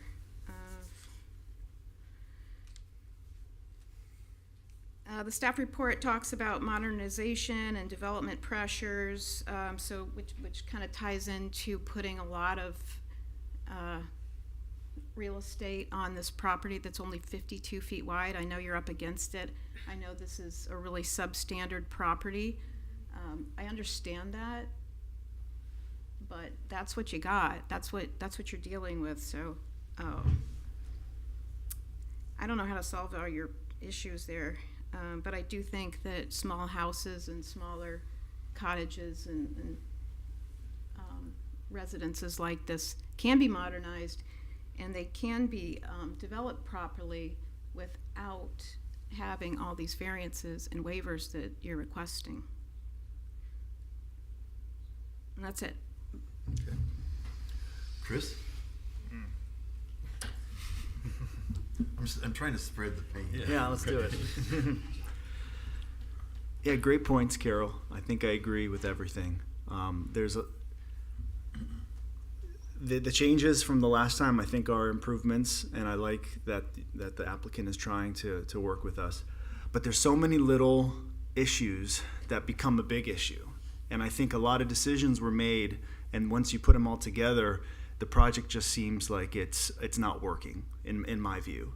The number one thing is the massing and the scale overall it just doesn't work.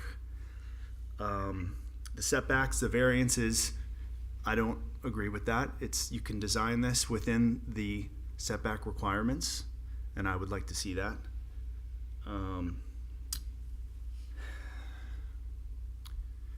Yeah, I hate to say it, but I think you might have to go back to the drawing board and think about all the things that we're talking about.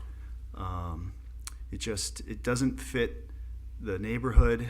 It's a little bit too out of scale. And I feel like the historic preservation of the main structure is getting lost with the addition. I do understand you want to build a big house. It's a great property, but when getting into a historic property like this, I just think that you need to really honor the initial house a little bit more, and it's just becoming overwhelmed. So I can't support this. It's pretty clear. Pete? Okay. I appreciate what everyone said. There are some challenges. This is a very narrow piece of property and the idea here is to save an existing structure. And it's not practical, as John said, for somebody to just come in and take what's there and raise it 5 feet and repaint it and fix it up. So this is a very creative solution to a very valuable piece of property. I know we're not really supposed to comment on that so much, but it requires creative solutions, and sometimes you have to have variances and you have to work a little harder to be creative to make things work. And I don't think we're going to actually see the property in the perspective we're seeing it on the screen in real life. I mean, things never look like this when you build them. You're just not going to have that kind of massing feel when you're on the street, in my opinion. This is very dramatic, what we're seeing, and I think it's going to be much softer in real life. I know they're not going to paint it red. So I'm in support of it. I think that they followed the direction we provided at the last meeting, and they worked hard to make a lot of these changes. The front elevation is much more appealing. I'm not sure you need the planter, but I guess it works with your little stairway. I mean, normally I don't want to push for variances and waivers, but it is a very challenging property. And the other houses on the street are all going to be raised as well, and they're going to probably require some waivers and variances, although they're not here presenting them now, but I could anticipate them. So I think we need to really look at each property on its own merits, and we are saving a very old house. This is a 100-year-old house, and right now it's really not usable. I would say there's probably water in the first floor right now if we were to go visit. So I am in support of it. It's not, it's a little messy, but I think that it's a good approach. Thank you. Vlad? Well, I have to respect everybody's points. I think they're very valid. I personally appreciate what was done in the ground floor. I think it's okay to encroach in the setback a little bit, especially if it's going to reduce a little bit the width of it, and maybe modify some other things so it's going to be more broken out and not as massive. But I don't have a lot of problem with that. I do have a problem with the third floor. Vlad? I do have a problem with the third floor. I do agree with the other improvements. I think they are a plus. But the third floor still it's an issue to me, and I'm looking actually in the floor plan too, and it's interesting because that whole facade is actually a pair of stairs and a bathroom, And it feels like you can find another way of giving more transparency to that upper floor, perhaps makes it a little less dominant and massive. And ideally, it should be kind of pushed back, and that might dramatically change the massing of it, in my opinion. So as it is, I don't like it. I don't approve it. Ezra, I think you're next. Number one, I appreciate you coming back with the modified plans. I think it's a great improvement from what you presented before, and I do appreciate you doing the little exercise I asked about what it would look like, and I think that's something we need to think about when we make this decision. The fact that although they have not come to us yet, we have to anticipate that people are going to come and have to elevate their buildings. So if that structure is there today, it's massive. It overwhelms, but I'm not sure that that's the reality after all the other properties have to be elevated, and I think we have to take that in consideration. I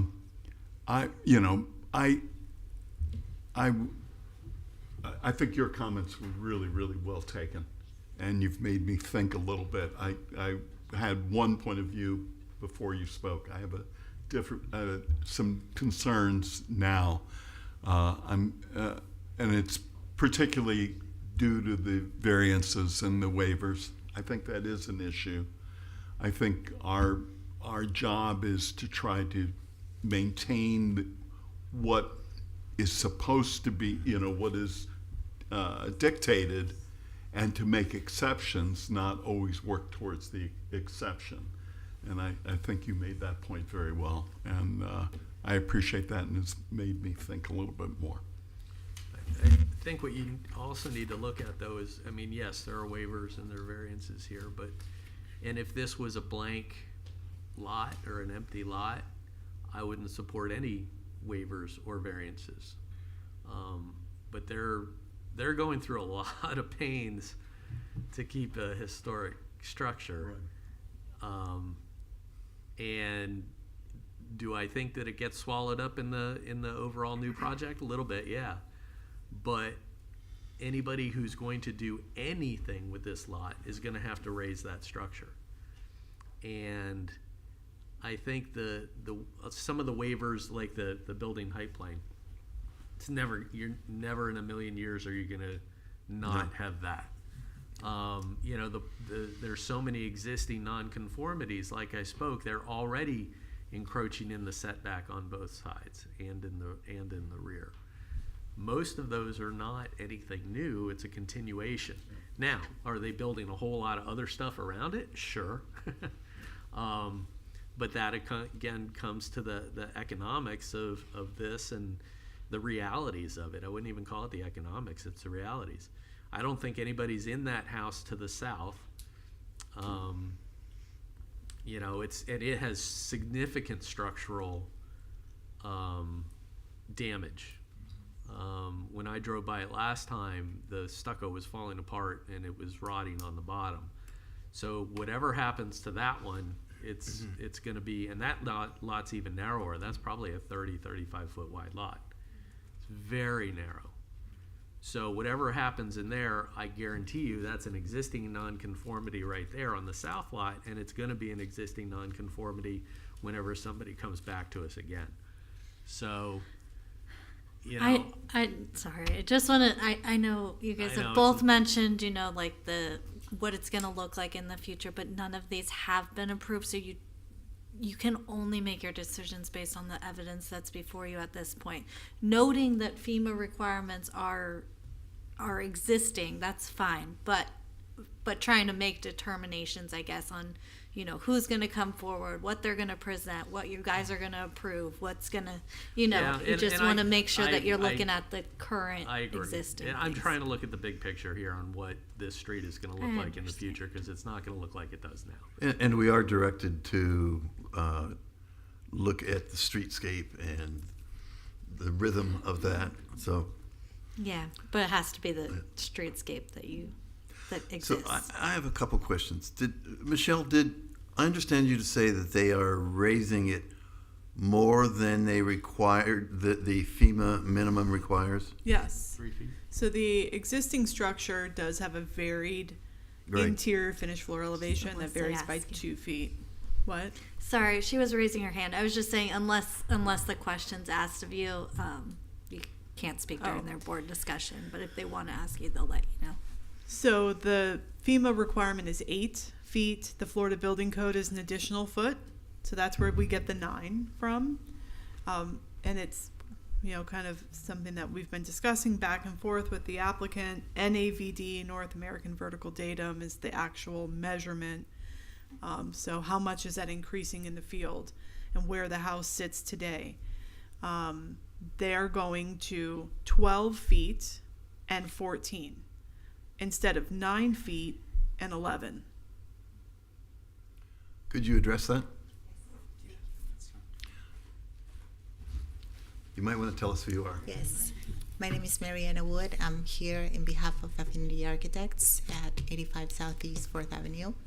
And I want to explain the 12 and 14 and the 9. So the 9-foot NAVD is at the proposed structure.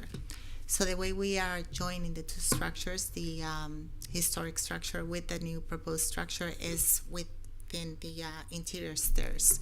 So at the landing of the existing stairs, and I don't have the plans, but Michelle might be able to pull them up for me so I can explain. At the landing, that's where we're joining, and that's where we get that 3-foot difference.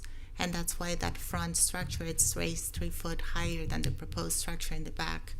So we are abiding by FEMA on the proposed. Unfortunately, we just can't on the historic structure, because we need to join it to the proposed somehow. And that's the only way we can, or the only way we were able to. To get the garage underneath it. Well, not necessarily the garage. I mean, it was just the way it worked at the landing, and it just happened to have enough. I mean, the garage is not even that high, because if you look at the stairs going down, I think it's it's barely minimum. It's not even for the garage. I think we have a 7-foot door, garage door. It's not even that high. So just so I'm clear, what I'm hearing is that the proposed structure, which is on the left side of the screen, that has a 9-foot NAVD, but the relocated structure is not going to have a 9-foot NAVD at the same level as proposed. It's going up higher. Correct. And if you pull the floor plans, I can explain to you why. No, I totally understand. I don't want to go in a back and forth. Okay. Yeah. Okay. Can it be brought down to 9? Yeah. I can't, How could it be brought down to 9? Would you lose garage headspace? It's not even about the the garage is important, but it's not even about the garage. I think the issue would be is then the new addition wouldn't be at the 9 foot, which is what FEMA is required. So the addition, according to the LDRs, needs to be at the new 9-foot requirement. And due to inside the historic structure, there's a bunch of landings and stairs, which Michelle has seen. So that's where it connects. And that's why the stairs going up, there's the 3 feet difference, not within the addition, which is at the 9, but within the historic structure, which has to go up due to the stairs. If somebody pulls a plan, I can explain it. I'll be happy to. It's just at the landing. We got. Could you do the east elevation? Do you want to be perspective? Yes. Yeah.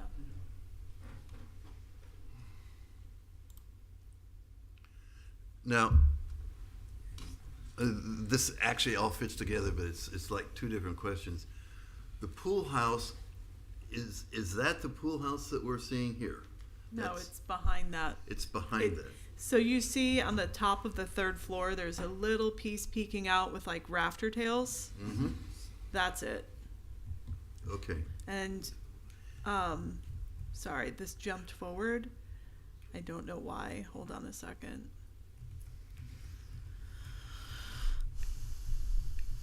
Okay, this mouse jumped forward. Here we are. Yeah. This piece right, like in That's the the pool center. house. That's it back there. And we are saving the pool house because it's historic and they've got to put it someplace? That's a question for the applicant. But you said it could be demoed? If Well, that- you say you had that conversation with them about demoing? They could make an application and bring it forward to the board for demolition. Well, we're trying to preserve. You have, if they're going to be speaking, they have to be at a microphone and the board has to invite them to do so. I just want them to be able to get on record what they want to say. Sure. Yeah. We're just trying to preserve all the existing structures, so that was the main reason why we lifted that pool house to the third story. That's all. My thought was, if that could be demolished, that then the part that we see here could be pushed back. Yeah, we could just, if we are able to demolish, we could just keep that structure on the third floor and just make it straight all the way back. And the reason why we are encroaching into the setback in the first floor is to support that shape of the structure of the pool house below that we're raising. I think you're saying something different than she is saying, Ms. Wood. I think what Mr. Chard has said is that the third floor could be pushed back further from the facade. And I think what Ms. Wood is saying is not exactly that.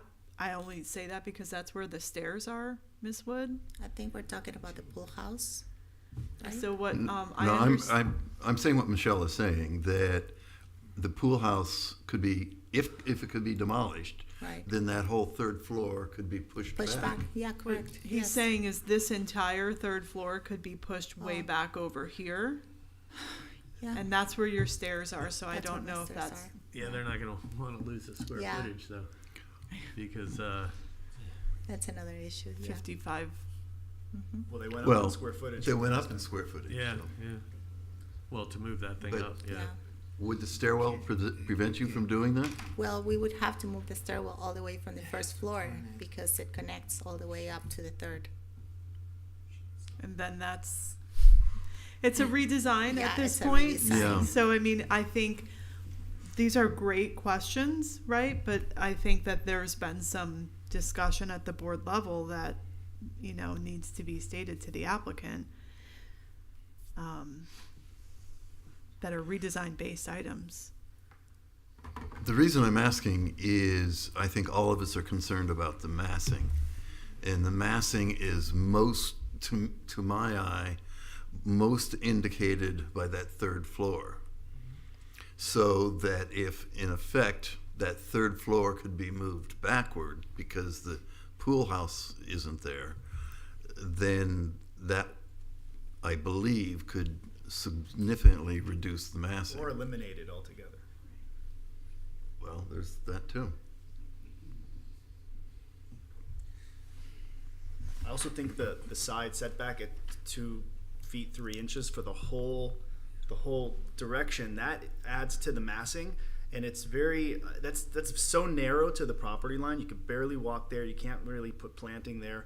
I think that adds to the massing, and the existing structure is there, so that could stay. But to add more structure to the same setback is to me doesn't make sense. If that were to be pushed in, maybe, I don't want to say a number, but further in, maybe that reduces the massing effect.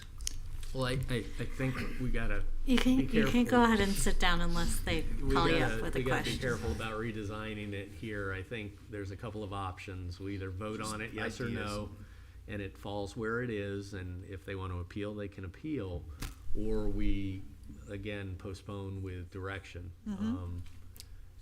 I really think that's all we can do, because we could talk about this literally for another month on what could be here, and Well, I don't think we need to do that. I think what you're hearing is there's opinions about different aspects of it, not comfortable with massing or setbacks or whatever. So if the board has consensus on, I think Kelly would agree, right? If there's consensus on those items and the applicant is interested in discussing Yeah. Mm-hmm. a continuation, I think they should be invited to discuss that, right? And I would say we generally do not design from the dais. Well, we're instructed not to, but I think we are allowed to make some suggestions, and the client very generously the last time thought those were helpful, so that. Yeah, I think when you guys give direction, it should be related to like fitting more into the land development regulations and the guidelines by saying, you know, do something that decreases the massing, do something that, like, you know, Reduces the setback, you know, and then they have the options to make those decisions. I mean, you guys have brought up things that they could do, and that's fine, but I don't think that should be like your, you know, within your motion that it has to be that. I mean, nothing you say up here has to be what they do. They can bring it back however they, you know, however they want to, but, you know, you guys are here to give them, if you want to continue with direction, you're there to give them kind of the things that you're looking for in the purview, and then they can make the design decisions to do that. And my concern is, like I said before, there's so many nonconformities with this right now. It's a matter of you know, lessening potentially those nonconformities. Because they're always going to exist here. So you're never with this particular property, with anything that happens here, you're going to end up with waivers and variances. That's a given, unless, like I said, you start from scratch. I mean, look at the nonconformity. It's that little square to the right, right? It's that one piece. Well, now it's the whole lot is almost nonconforming. Well, so yeah. it's Well, there's the expanding. one to the right, there's the pool. rear, and the pool. So all of those, plus the site plane, which is not up here. So, But they're small they're small buildings right now. When you do the whole building, it's just more on the neighbors now to have to deal with the nonconformity. Yeah, I think at this point it might be worthwhile to, you know, I guess, see where the board's lying on whether you want a continuation with direction, if anybody, you know, and then if you're leaning toward continuation with direction, I think we should bring the applicant up to see if that's something that Yeah, they're. That's what I'd like to do. yeah, but I just think, one more comment, you know, we did ask for certain things to be done last time, which to a degree or another, they were done. What I'm saying is we could ask for something else to be done, and to a degree or another, they will be done again, but we still may not be happy with that. So, you know, that's my concern with this. That Well, we're there's just always kicking that the can down the possibility. road, Well- and you're never going to come up with a clean project here. No, It's you never never know. going to be clean. But you're that's- providing an option for them in lieu of us voting it down. You're providing an option to them to modify the proposal. There are a 100%. lot of Yeah, items. absolutely. Which they did once. Right. Might do it again. Might do it a third time. It's, you know, to their. Or might not. But maybe they might not. Yeah. Yeah.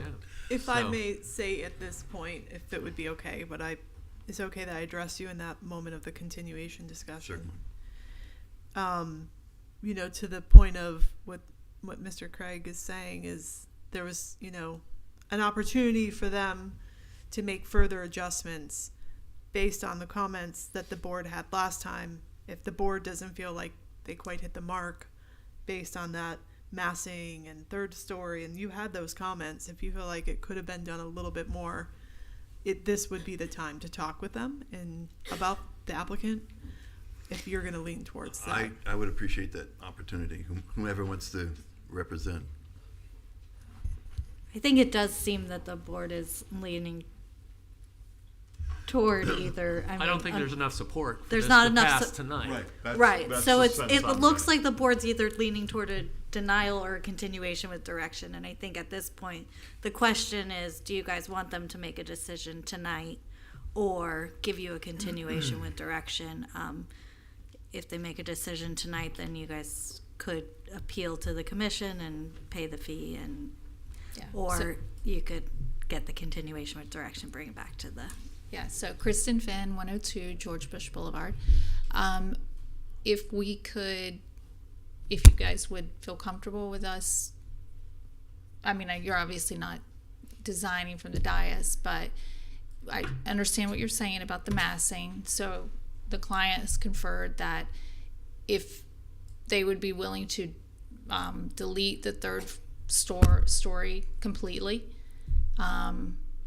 in order to do that, the pool house would be demolished. Would that be something that the board would consider? Are you asking for them to consider that tonight? Because I do think a demolition, it has specific land development regulations, so you have to bring it specifically as a demolition. Okay, so then I don't Okay. I don't think it would be an appropriate change Got to it. make on the fly like Got this, it. unfortunately. Is there, about that pool house, is there anything distinguishing about it other than its age? You know, it was a garage that was converted to a pool house. It's definitely cute for what it is, right? But It's gonna look strange on a clearly third there's floor. a level of desire for something much different on this property. So to me, I would love to have that in my backyard as a cute little accessory structure. But historic significance is what we have to look at, and there have been alterations. The garage door opening still exists in place. It still has the profile of the roof. So it would be demolition of a contributing structure, which would require a public notice. The appraisals would have to be done for it. This is what we discussed with the applicant, which is why they decided to come forward and put it up on the third floor. So all those things could be done, and then the board could deliberate if it was something that they felt like you all could remove to make way for the new addition. And this is the existing site plan that's on the screen of where that garage is, or that guest house type thing. It's kind of, it's funky little guest house. We've seen people do a lot with, They are adding a lot to the square footage, so I'm not sure they need a funky little guest house. but that would be something you'd have to deliberate on Yeah. per the process of putting it through demolition. Obviously, as Kelly said, you cannot make a decision on that tonight, but you could, I think, potentially take a thermometer on all of you. Do you feel like you would be open to that?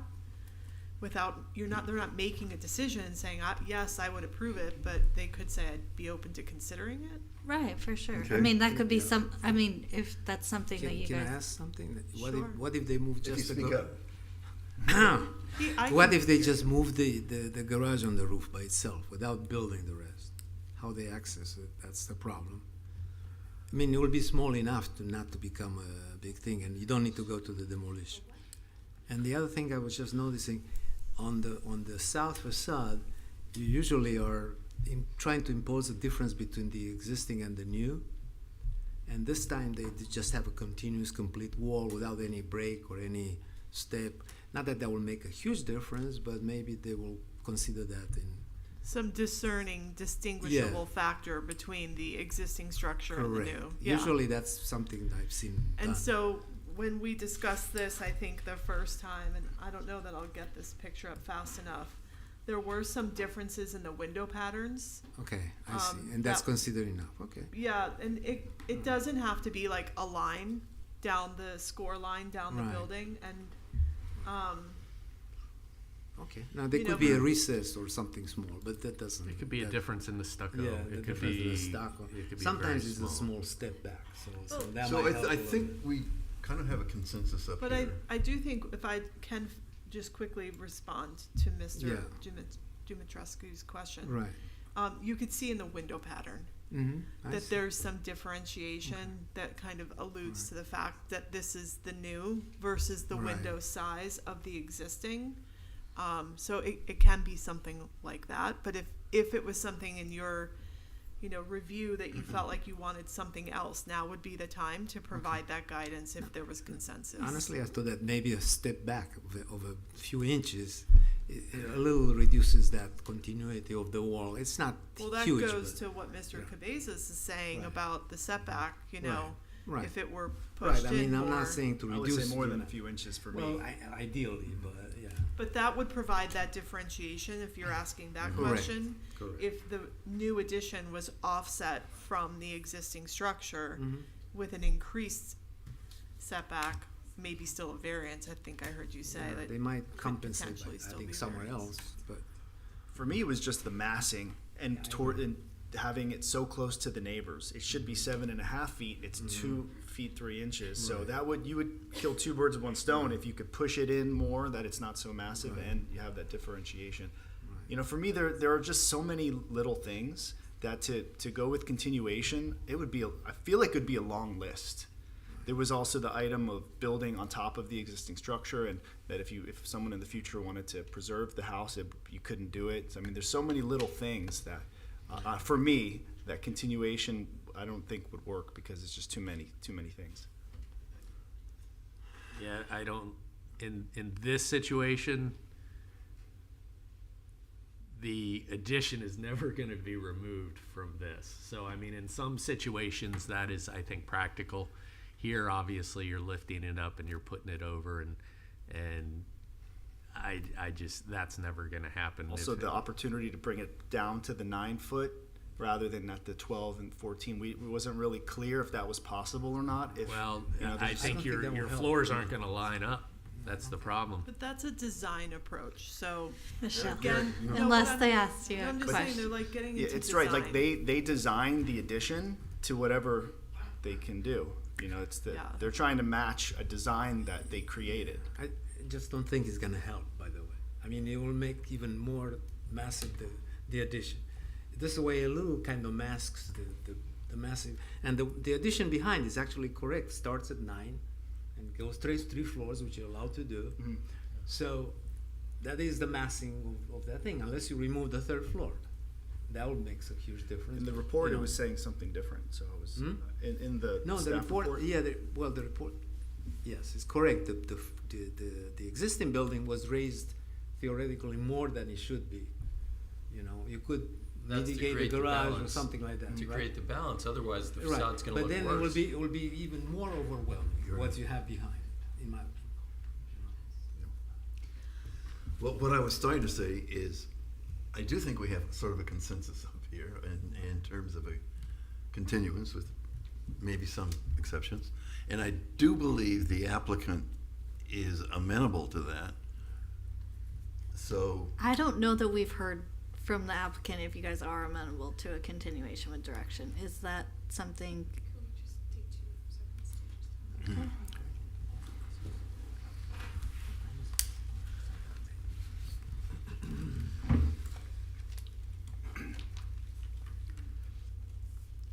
I haven't heard anyone really talk about the front setback, and we had some neighbors talk about it. Nobody had any thoughts on it? Well, they pulled the left side of that terrace back 5. That's not the front setback, that's a side setback, right? Well, it's already encroaching in the front setback. You're never going to get away from it. Well, the house is at 17, right? With a on-grade patio. So they're trying to preserve the patio, but building a structure that brings it further in the setback. Yep. And we You're- had, So you're going to have a straight up and down if you remove that. Exactly. It's even yeah. more of a Total which transition. we really objected to the last time. mhm. Is there a decision? So the applicant would like for you guys to take a vote, only because the direction back and forth, like John said, there's going to be waivers and variances. So if you guys could vote one way or the other tonight, we To would- approve or deny? Yes, Okay. please. And we appreciate all the efforts that you guys have put forth. All right, I'm ready to make a motion. Can you tell us what that motion would be? Well, that's what I want to talk about. So they've agreed to, on the south side, set back the terrace an additional, was it 5 feet? And I believe that was everything that we really talked about tonight as far as changes to this plan.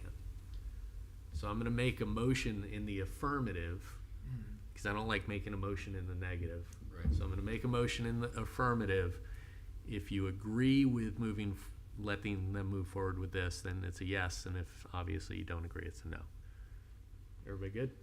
Yeah, and I'll second that Michelle, motion. is that Well, is that I'm a gonna make the condition? motion first, so. Yeah. Just so Okay. I'm clear. Let me just make sure it's okay with staff that that's a change that is made as a condition. It can be a condition, and the way it would be phrased is that the south side setback adjacent to the front porch meet the requirements of the LDRs. Okay. Just the south side, not the east side of the porch, because that's the different Mhm. thing that they're not agreeing to. They're only Yeah, agreeing correct. to the south. Yep. Okay. All right. But may I ask, what does that do in terms of the third floor? Doesn't do anything. As is. Say no. So we're not gonna, to remove a third floor tonight, we couldn't do it. We there's no plans existing, they'd have to demo that back structure. I mean, correct me if I'm wrong, but there's no way to approve No, removing the absolute- third yeah, floor no. tonight. Mainly because the relocated structure's up there. Yeah. If the relocated structure wasn't up there and they wanted to lop off the third floor, we've seen that happen before. The board says, commission. I think they did to Sunday Village. Happened at Sunday Village. Yeah. So. But that structure would still be up there, and if it weren't, then where is it going? So, yeah. All right. I'm just concerned that we get into a situation. You put it in the affirmative, but I think the vote would probably be negative. Probably. If it is negative, I would just have you guys redo it in the affirmative as a. Can you just do it But- standard? Can you just read isn't there a motion on Yeah, that's what I'm gonna do. Yeah, he's gonna do a motion. He's just saying he's gonna do a motion to approve with a condition. Where I was going is that if it's a continuance, and if you make some of the changes that have been suggested tonight, you don't have to start the process all over again, right? Otherwise, if it's turned down tonight, Very gracious for you to say that right now, because we sometimes forget, right? So just for the applicant, and I feel like we may have talked about this once before, but I just want to talk about on record if that's okay. If it gets denied tonight and then you appeal the request to the city commission, which must be done within 10 days of today's action, you then get scheduled for a city commission meeting, which is in about 60 days, I think. If the city commission also denies you, it's done. And you got to start everything all over again, including all the fees, the application fees, all of that. But sometimes you can get to commission, and if you see them looking towards a denial, you can kind of ask them, hang on, and ask them to continue you, and they may push you back down to HPB. So there's some options. But yes, you do start over. It's not a resubmittal. This file closes if it gets denied at commission, and then you start all over again. All the plans have to be updated. The surveys have to be within a certain time period. It's as if you're starting brand new. Thank you for saying that. We sometimes forget Thank you to for tell the supporting me. applicants that information, and they find out later how expensive it's going to be, and they get upset. and I disagree with some of my peers up here. I don't think that there are that many things that we've mentioned that are that significant that it would be impossible to do. And I don't think, given how they came back to us this time, as accepting to some of our ideas, that I would hope for the same situation, and we'd not have a ongoing kicking the can down the road. So could you just at least rethink that position?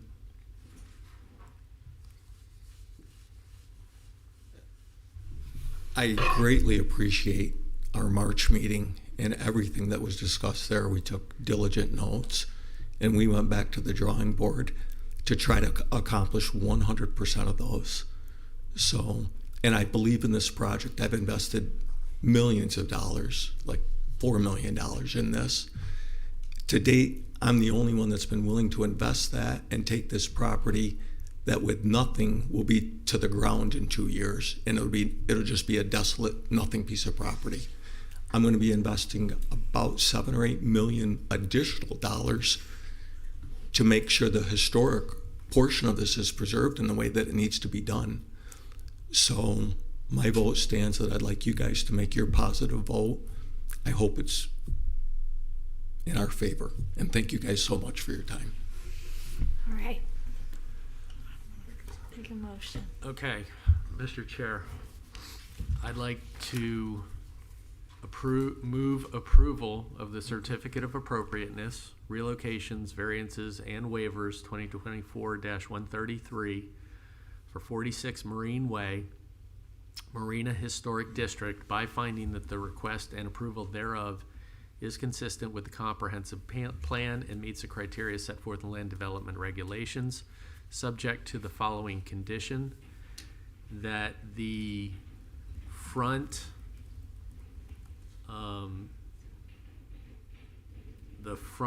addition, terraced addition, be set back from the south property line to meet the current LDRs and codes. Appropriate? Yeah. Okay. All right, I'll second that motion. Thank you.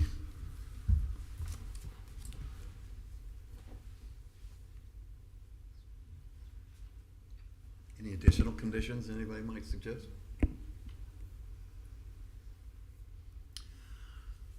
Okay, we have a motion and a second, so let's take the vote. Vlad Dimitrescu, No. Chris Cabezas, Nope. Peter Dwyer, Yes. Ezra Krieg, Yes. Carol Perez, No. John Miller, Yes. Jim Chart. Yes. Okay. Roll the dice. Let's make sure we know what we're voting for. Yes with condition, right? Yes with the condition. Okay. All right.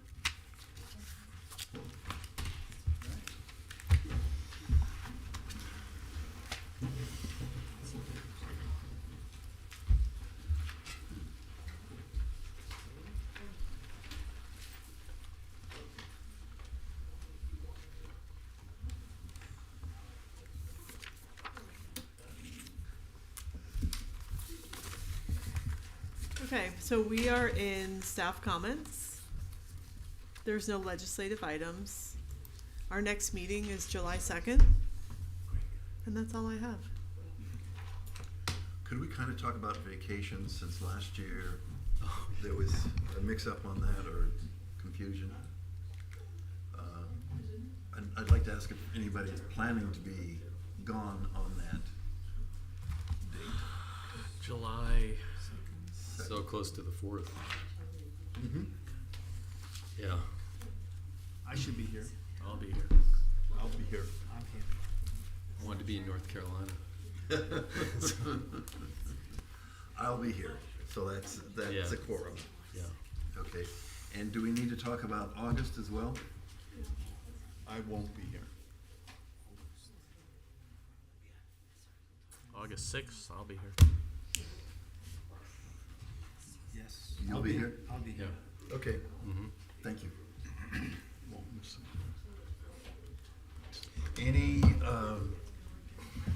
Any more comments from staff? Okay. Comments from the board, starting on my right. Not Kelly. I think we had a healthy discussion tonight, and I think that I'm appreciate the process, and I think a difficult decision was made, and this is how this is supposed to work.